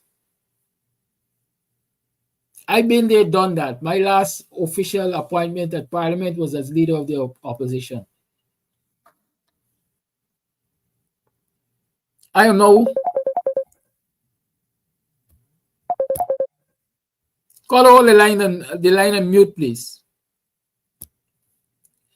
I am now entitled to a pension from the Parliament. As leader of the opposition, my pension is going to be definitely more than I will be paid as a parliamentarian, if I'm looking at it from the economic point of view. So there's no economic benefit for me to go into the Parliament having been leader of the opposition. That's number one. Number two,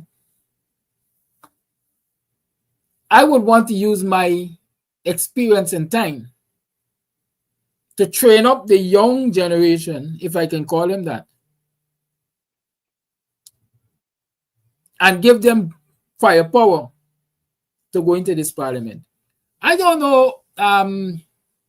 Sometimes I tell you, I like from Buxton background side. And I'm too smart or I'm too bright. But I know I have a good analytical mind. Good. And most times I say that a lot of people vex with me for saying I'm from Buxton background side, etc., etc. But listen to this. Listen to this for me. The PPP did the gods with a 2-seat majority or 1-seat majority, whoever it was in the last Parliament. What do you expect them to do with 7 seats? What do you expect them to do with 7 seats majority? How much do you expect to be able to achieve sitting in the National Assembly? I would send my young parliamentarians, my young representatives into the Parliament, maybe to get a baptism of fire, if you want to call it that. So at the end of their stay in Parliament, they should come out stronger. Especially if I'm thinking about, quote unquote, a rebirth to offer myself for leadership again. Because I'm telling you this, and people will say I am encouraging the leader and others to send people as sacrificial lambs. By the time this batch of parliamentarians on the opposition leave that parliament there,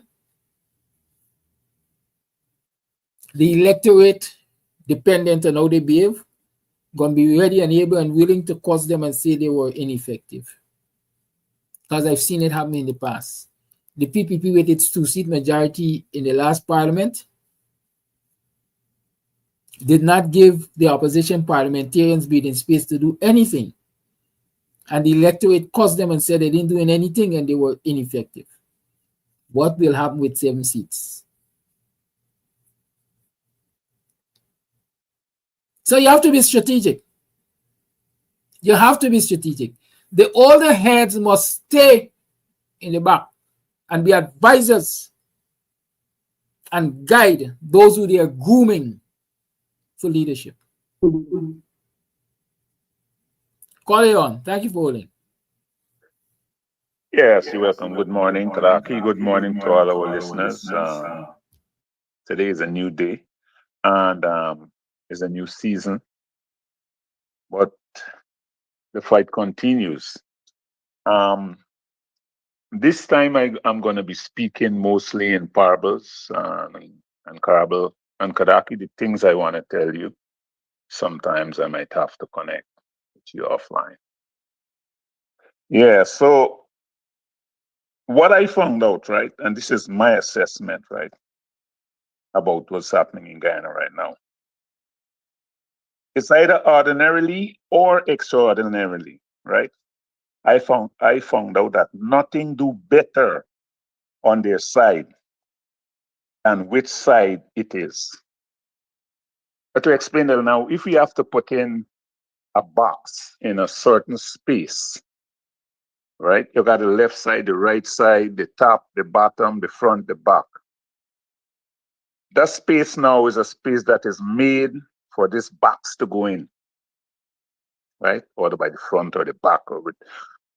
Now, if you try to fit that box in a different way than how it's supposed to go in that space, so that you'll have access to it to open it and whatever, you would find that that wouldn't be possible, you know?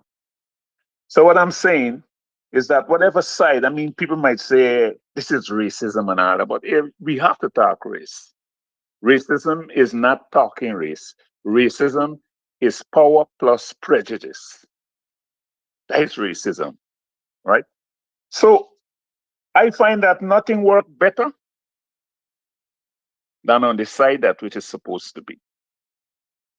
If it's a left side, well, then it's going to work better on the left. If it's the right side, then it's going to work better on the right. And to say straight out, you know, the sooner we Black people, right, understand that we are killing each other, Black are kill Black. You know the song where I just sing, Black are kill Black? The sooner we could understand that, the better the world going to be.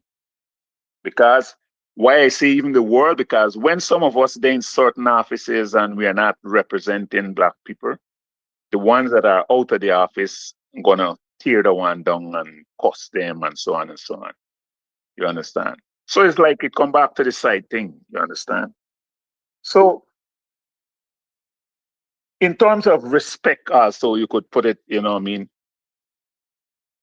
If the sooner we could understand that we don't respect ourselves, and ourselves is not only mean an individual, it mean the race that God brought you into. We don't even love our own personal self, because if we did, we would have think before we do certain things, you know what I mean? And that is how deep I think it is right now. We need to teach our people who they are and what they are. We need to continue on that vein. And that's all I have to say this morning. You know, you find out that what they are doing now, what I'm seeing, they are putting us to police each other. You know what I mean? And the other people, the other races, they go free. You know, it's a general statement, but you know, it might look ambiguous or biased, but yeah, that's it. So thank you very much for allowing me to say something. Thank you for that call. Yes, I agree with all those of you saying that there are people who are trying to influence the list of parliamentarians. And so people basically are throwing their rings out there to see what the reactions would be. Right? And let me tell you, the way I think about things, who knows? Sometimes the leader himself got somebody throwing fake news out there to see how people will react to it.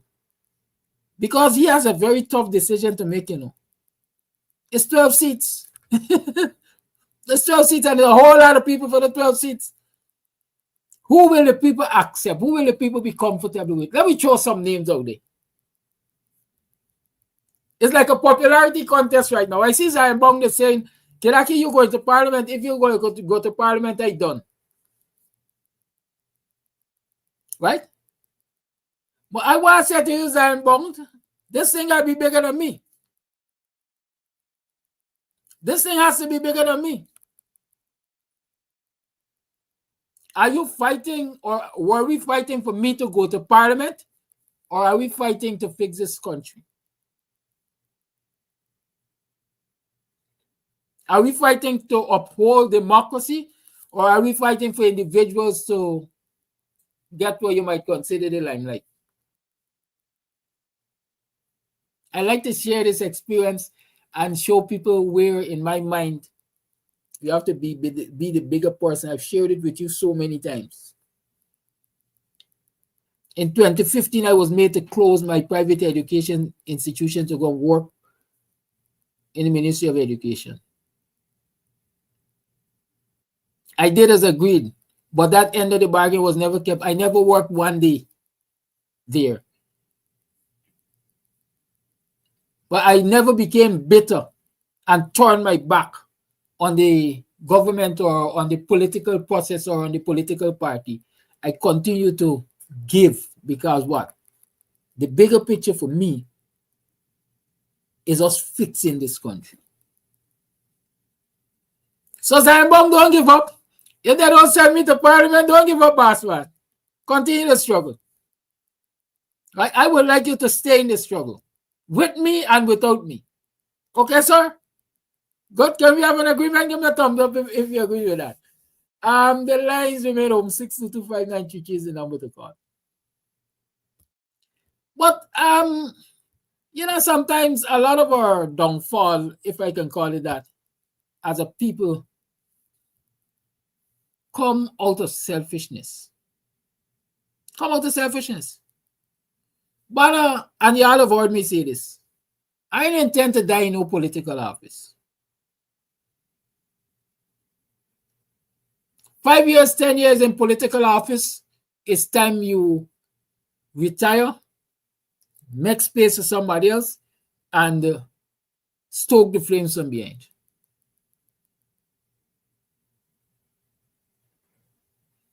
I born in I born in the 1970s. Everything is changing around me in the 2000s.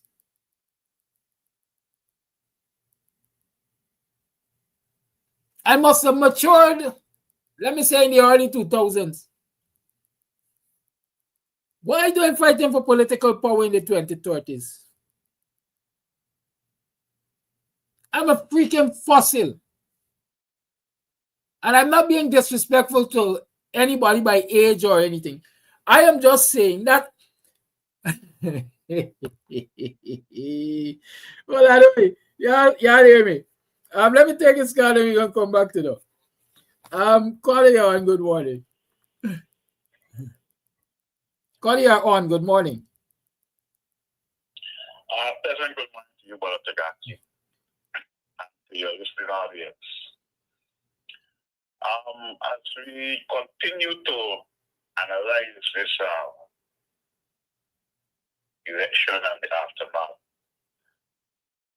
in terms of the parliamentarians, the 12 seat,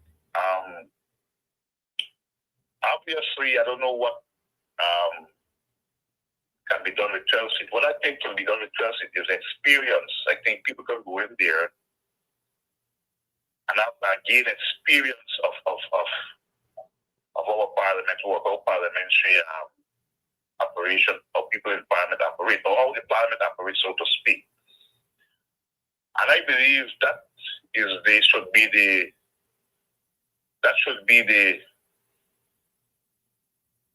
form decision, when you're looking for a reason to send people in parliament, that should be the reason. For people to go in there to get experience for future, because if you want to rebuild the party and come again better, to have some people that you think can make a difference in the future, 2030 and onwards. So you have to take the opportunity now to let those people go in parliament. People who may not have a say or may not have a future in politics 2030 and beyond, they should not be going into parliament. You will be wasting people's time.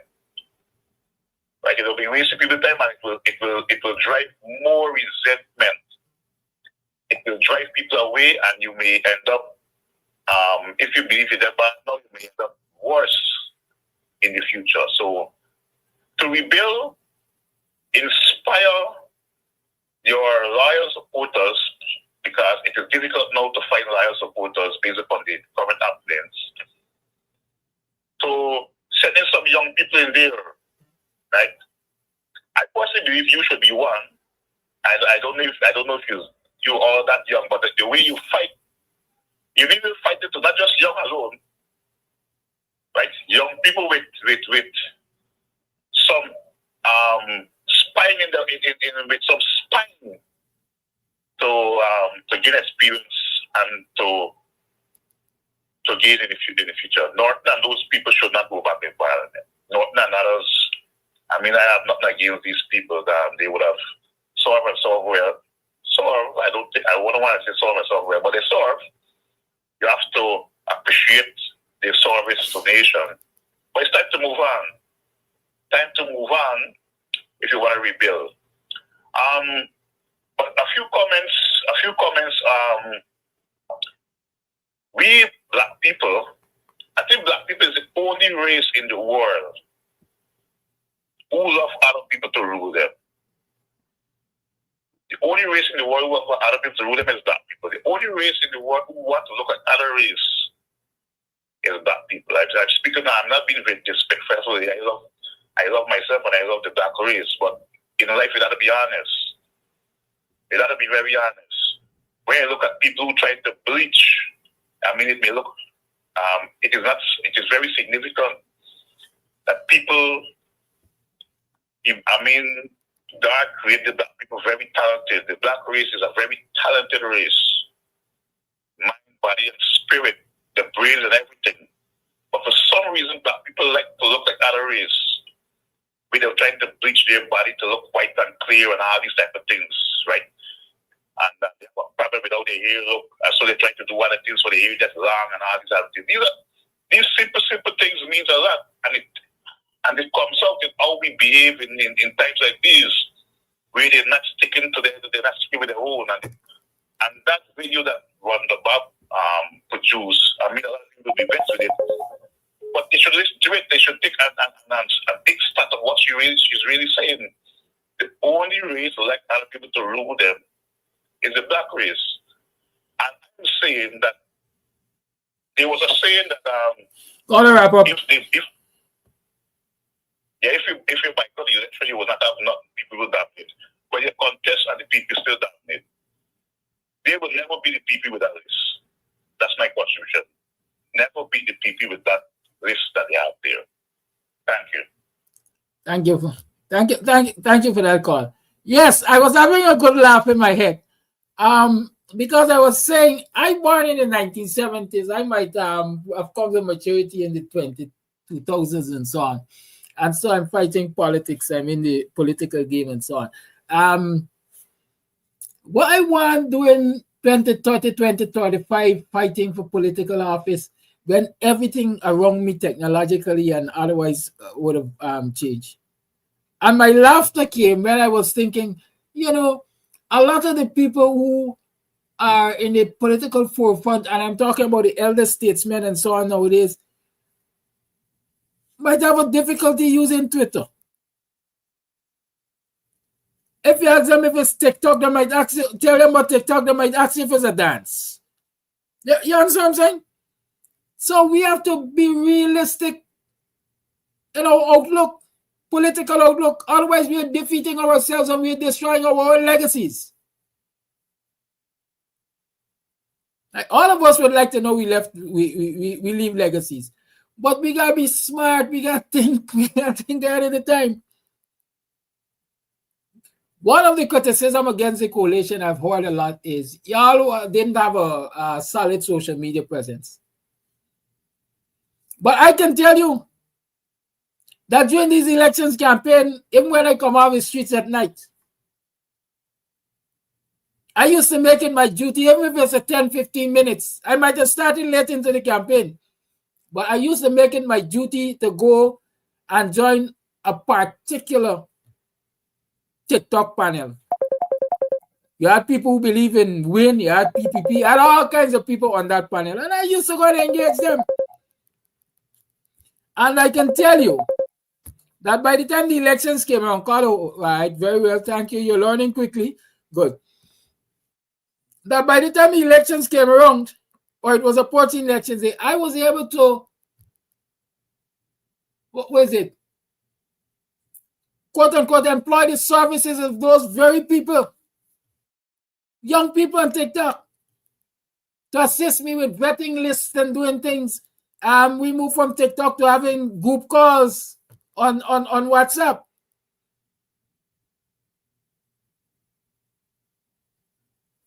I'm saying all of that to say, listen, we must come to a recognition at some point in time that the guards have to change. And the guards have to change, not because of how we feel or because of personality, but because of the reality around us. The majority of the voters now are Gen Zs. Many of us are several generations prior to Gen Zs. Caller, you can unmute and speak. Yeah, good morning to the king, everybody. Now, I am listen everybody calling in the last caller, for instance, said that our Africans, black people in East Africans love people to rule them. I want people to stop bashing us. 2020 elections, Africans voted and voted, and they APNU won this election. The same thing happened in 2025, and I want people to stop bashing APNU as though we did not do our level best. The first thing what we got to do, we got to look to a place out of the box to have GCOM annihilated, the entire GCOM. Because as long as GCOM is that body, only body who will win any elections will be the same fraudulent bunch that GCOM continues to give the election to. GCOM has no respect of the laws of Guyana. And if GCOM is a non-law abiding forum in this country, we gotta move. And if we got to move out of the box to have GCOM being dissolved and we get a proper electoral system, that when people go to the polls and exercise their votes should be counted. We go to the polls to give our voice to who we want to rule us. And if we go and we put our ballots there, and our ballots can be treated with the disrespect of how GCOM continues to treat us, we got to look outside the box. We cannot look at any of the judicial system from the CCJ coming down into Guyana judicial system, because we will not be given a proper hearing, a proper court case, and a proper judgment. And I think we have got to look further afield. Years ago, a president who had crimes against his citizen ended up being tried at The Hague, and he was being disciplined. And if we got to pull our resources, like how we pull it to buy villages after we were being emancipated, I want every APNU person to start pulling your resources so that we could get a firm, a law place who is going to look into our cries as a people who have been disenfranchised for 2 consecutive general elections. Let me tell you something. From the time from Monday to now, like either in a different space, I can't catch myself. I keep asking, I keep listening to people be rich up no, and they didn't do this, they didn't do that. They put this body out of the box. You know? So let me tell you all as thing.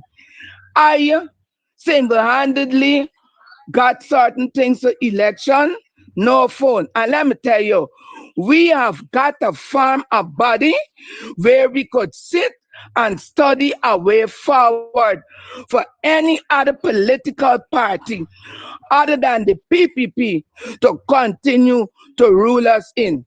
And everybody out there, sit down and stop. Lots of people jumping in Minister Jordan face on what he said.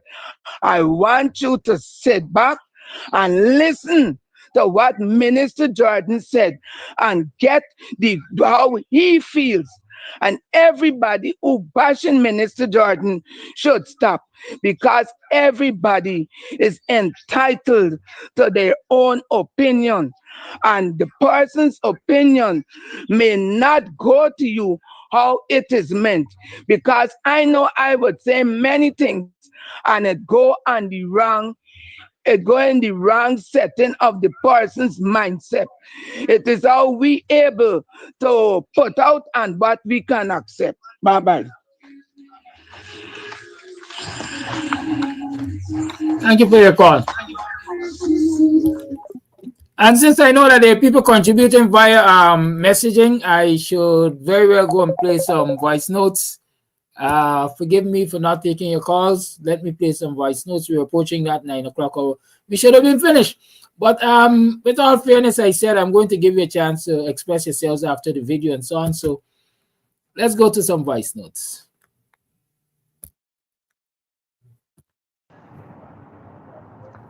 Good morning, Kodaki. Look what is going on around the world today. We have to burn these people out, man. We got to burn them out of office. That's the only means we have now. I see no other means. Okay? Burn them out. Caller, let me tell you something. I see already a lot of the approaches on this program must change, and we'll have to change. For God's sake, I got a case before the court. I see one of the international agencies refer to it in calling on the government to, I would say, repeal this Cybercrime Act because they say it is being used to oppress people and freedom of speech and so on. Yes, they're calling for that. All of us agree with that. But until it is repealed, y'all save me the problem. I before the court because somebody suggested that certain people in the society should be beheaded, etc., etc. I said what I said about that, but I'm before the court. Y'all stop doing this to me, man. Stop doing this. Some people say make disclaimer. I ain't able to be making disclaimer all the time. Here's a caller talking about burning them out. Oh God, y'all ain't sorry for me. Come October month, I got a case, hopefully for judgment. While enough of y'all resting easy, I am uneasy, you know. I fight in the fight, but I am still uneasy, you know. Because if things should go south, y'all going to be in your warm bed with your family, you know.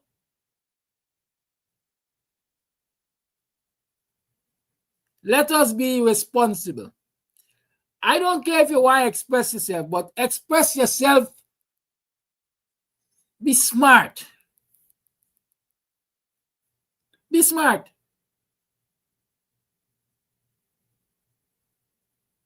The other day I spent a whole session teaching our social studies about means of communication.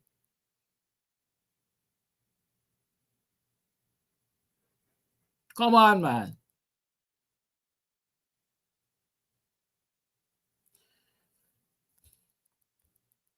Y'all want me in the struggle, y'all want me locked up in some cell somewhere and can't contribute to the struggle.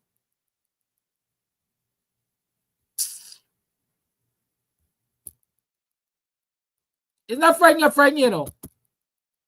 I'm just concerned. Because there ain't got enough fighters out here. And if the PPP could stop me from fighting, they would gladly do that. And the nation gonna be poorer for that. Morning, Brother Kadaki. Morning, viewers. Listening to the callers this morning, I just want to say that I think that this is just my view, that elections are over, and I think this is time for healing.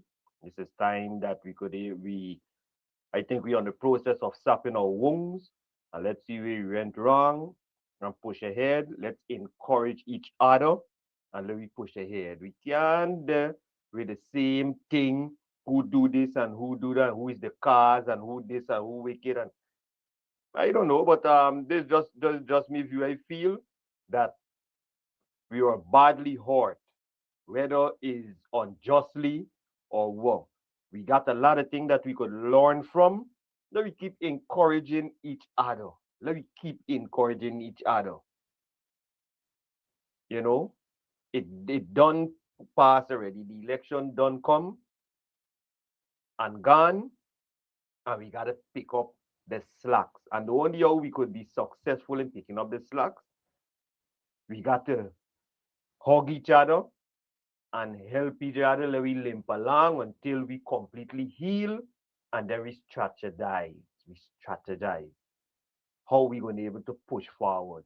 Remember, this is not a Guyana with the with just backside, and this is the black gold, and all eyes done it, and the approach to the politics and the elections and all kind of thing got to be different.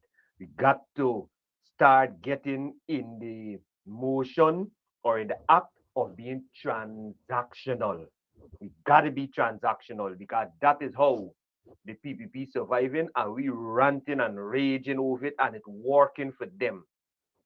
And if we're going to decide that we aren't going down the route and all kind of thing, then we don't think about wanting to be in government and all them kind of things. We got to approach this politics.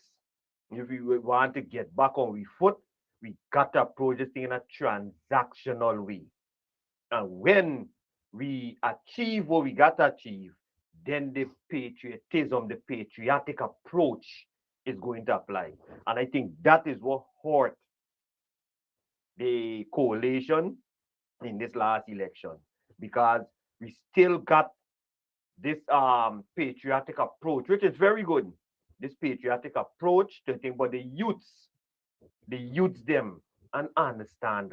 So to get them in, you got to get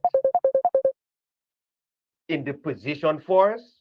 And then when we get in the position, then we put systems in place to groom them on the order or on the foundation of being patriotic. Those should be the approach. Every time we come on in the morning and we have, the calling segments and them kind of thing, this accusation where we hitting at one another, still up to now. Come on, people. Come on. We have a good party and we suffer a great loss. We got to help each other. Blessed love. Good morning, Mr. Kadaki. Good morning to you and the viewers. All I could say, when the next election come, let me put a voting system in place. We can't go with this old system. And let us don't go into the election without biometrics. Because we're going to end up in the same problem. And sometimes, yes, we are looking for people blame. We blame the PPP for rigging the election, but sometimes we've got to blame ourselves a little for a few things. Yes, I blame the people too. Because the people could make choice and vote for nothing. But the point we're getting at, let we don't go into the election without biometrics voting machine or voting system. Without biometrics, because the next 2030, it can be the same thing. over and over and over. Okay? We cannot give the PPP chance to empower themselves to do the wrong thing, to get right for themselves, what they inherit for themselves, because them really doing nothing for the people. Biometrics going to defeat the people. The opposition just got to beat to the word. And Morning, Brother Kidaki. Morning, viewers. Morning, Guyanese. Show the length and breadth of this country. Brother Kidaki, pertaining to the election, pertaining to the election that Jacob has stolen again, and the PPP from the Guyanese people. From the Guyanese people that this government was marginalized on all the years. There is no way, there is no day that the installed PPP can ever win back election in this country. So GCOM put everything in place to install back the PPP in power.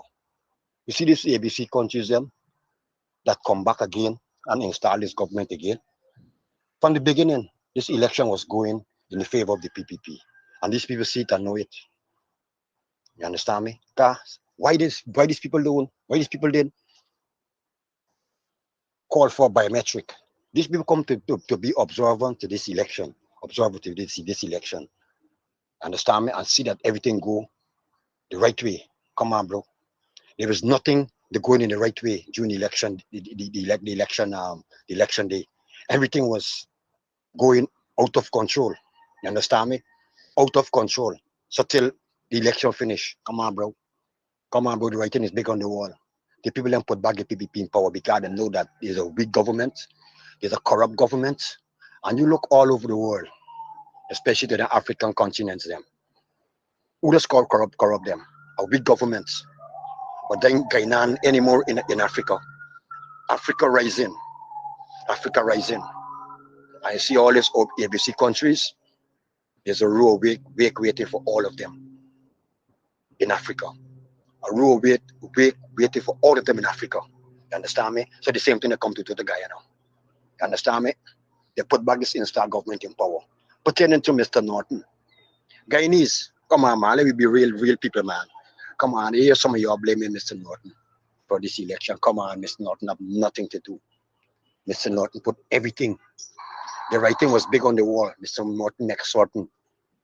He prepared us thoroughly for this election. Mr. Norton and his team. Come on, bro. Come on, bro. If I don't like the man, yeah, shut up. There's not a man, it's about a party. You understand me? Our party will get back on our foot. We just have to come together and do the right thing. All those communities that you see, the PPP and they win, go and causally enroll inside. Come on, man. It's our people in our own community cause it happen. The people that they put for be the party representative. We don't have no representative. Mr. Kadaki, good morning. You know, something is wrong with we as African Guyanese. There is no way that if the election, the shoe was on the other foot, that those PPP would have given up so easy. It wouldn't have ended. But soon as everything we just ready to give in, chuck in our hands. And I call in one day telling you the hands behind these elections was those same observers, the EU and all of them. And you went off and you said no. I'm telling you. And the other part is the other part of the AFC, the APNU against the PPP. We are always going against each other. Now you're going into parliament as what? Have a good day. Bye. Good morning, Mr. Kadaki. Thank you for the good work. I think Mr. Compton Aubrey Norton should put the 12 rebellious set of people we could pick to go into parliament. People wouldn't, won't take foolishness inside the parliament. And our people was just experimenting. They will return back to the rightful home. Believe you me. And our people was just experiment there. The real return back to the right. Hello.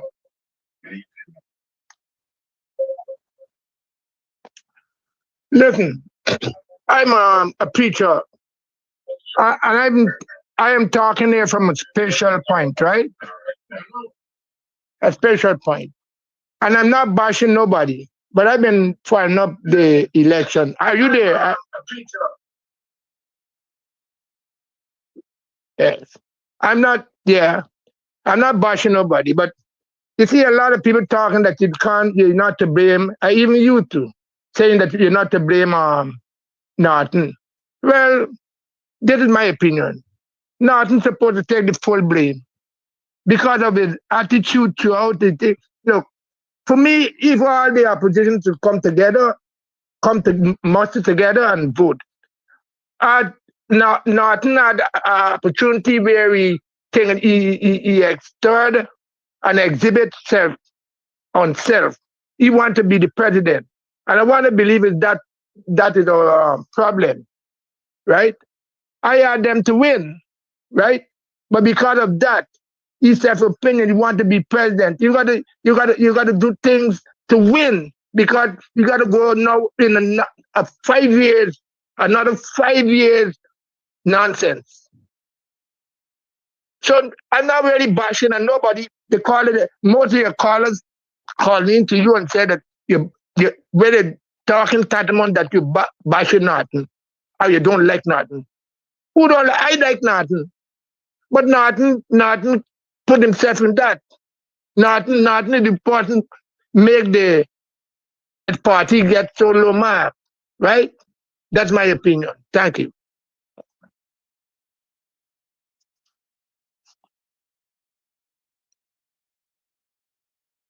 Morning, Mr. Amsterdam and viewers. The election has passed, and we need this regrouping.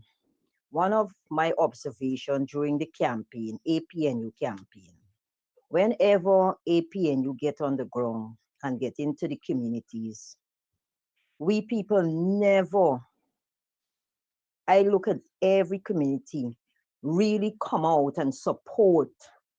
Is either they're up at the veranda, they're peeping from some window.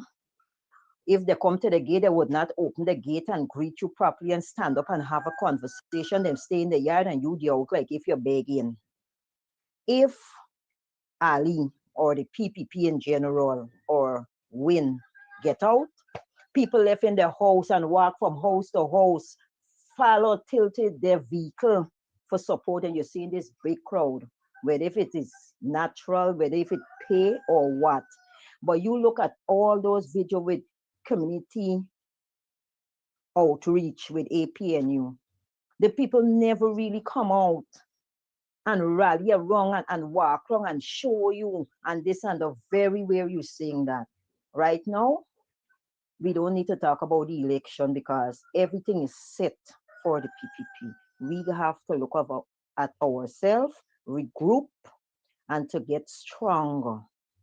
We're looking now for solution that would take us ahead. Thank you.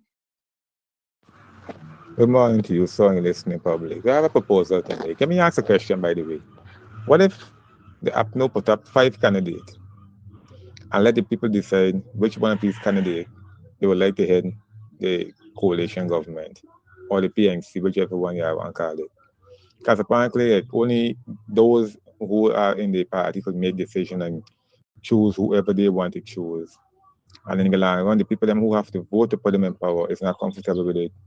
So what if they put up 5 persons and let we the people choose who we want to be the head of the opposition?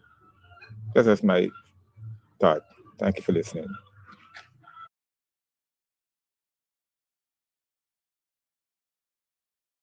Hi, Kadaki. Good morning. I'm listening to all the callers and stuff, and I understand the frustration of everybody. But we first need to put into perspective that the elections was not free nor fair. There's a lot of rigging take place, and that is what we need to look at before the elections even started. The current governance system already claimed a majority seats. You understand? It is my opinion that GCOM and the PP were working in collusion or are working in collusion. So by the time we keep, we're sitting here bashing Aubrey and bashing the PNC and bashing this one and bashing that one, let us all recognize the elephant in the room is that GCOM has been incompetent in collusion with the governing body. The election was rigged. It was not free. It was not fair. From the minute we understand it, then we're going to stop this whole nonsense, right? It wasn't free. It wasn't fair. We sitting here bashing the APNU and bashing the PNC and all this kind of stuff. Doesn't make any sense. Even if, look, people went out, the people work like Hebrew slave. I was with you on the, on the various campaign trail, doing rallies and all that kind of stuff. I was on you on some of the panels that you talk about, the TikTok panels and stuff. And we were out there getting the message out, trying to talk to people. But guess what? We need to recognize that we're currently in a eat a food generation. You could be doing all the groundwork, and these people would roll up on the scene and sell it like get 20,000, I get 5,000, 10,000, and the young people gone for that because this seems to be the generation we're in currently. Most importantly, this election was bought or it was sold to the highest bidder. From we recognize that, I think the argument it would finish right there.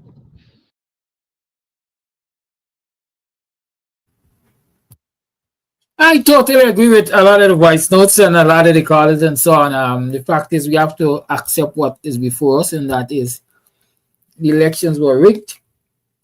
At the end of the day, the contestants, if you ask me, even except for the PPP, had no control over what the outcome of those elections will be. And that is why I'm saying if you want to go to another election, you have to start pressing the case home for biometrics. You got to fix the situation. Unless you're prepared to fix the situation, you're wasting good energy. That's all I like to see myself as a realist. I call things as I see them. Some people are disappointed in the way I call things.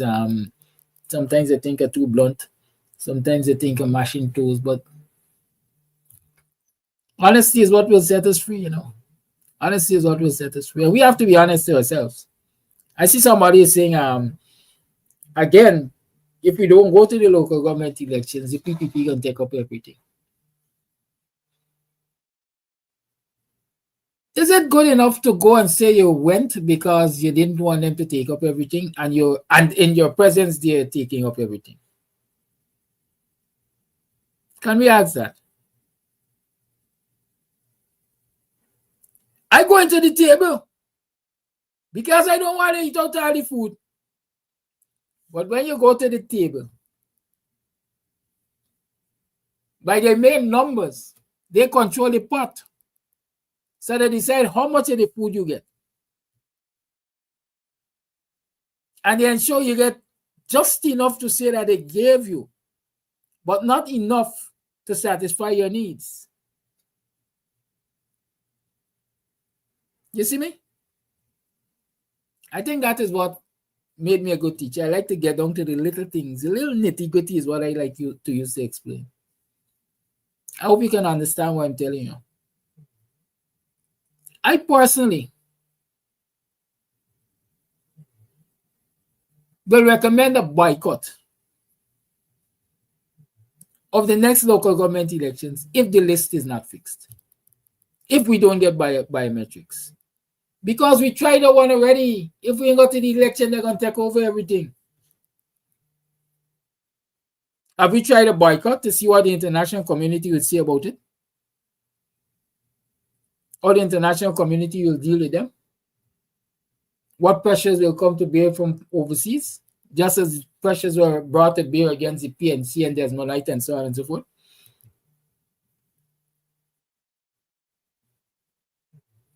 Y'all talk to me. Anyhow, it's way past the time. We're right back at past the 9 o'clock hour, which I'm trying to reduce. But I'm working on it, and I know how I will reduce it. Thank you for your participation in the program. Thank you for your ideas. Thank you for your votes of confidence. Thank you for your encouragement. Thank you for everything. Continue to do your part so that we can fix this country and fix the political system, the electoral system at least. Good? I'm saying to y'all again, don't attach your participation in the process on whether or not I go to parliament or whether or not anybody else goes to parliament, as a matter of fact. You must be in the process because you want to fix this country.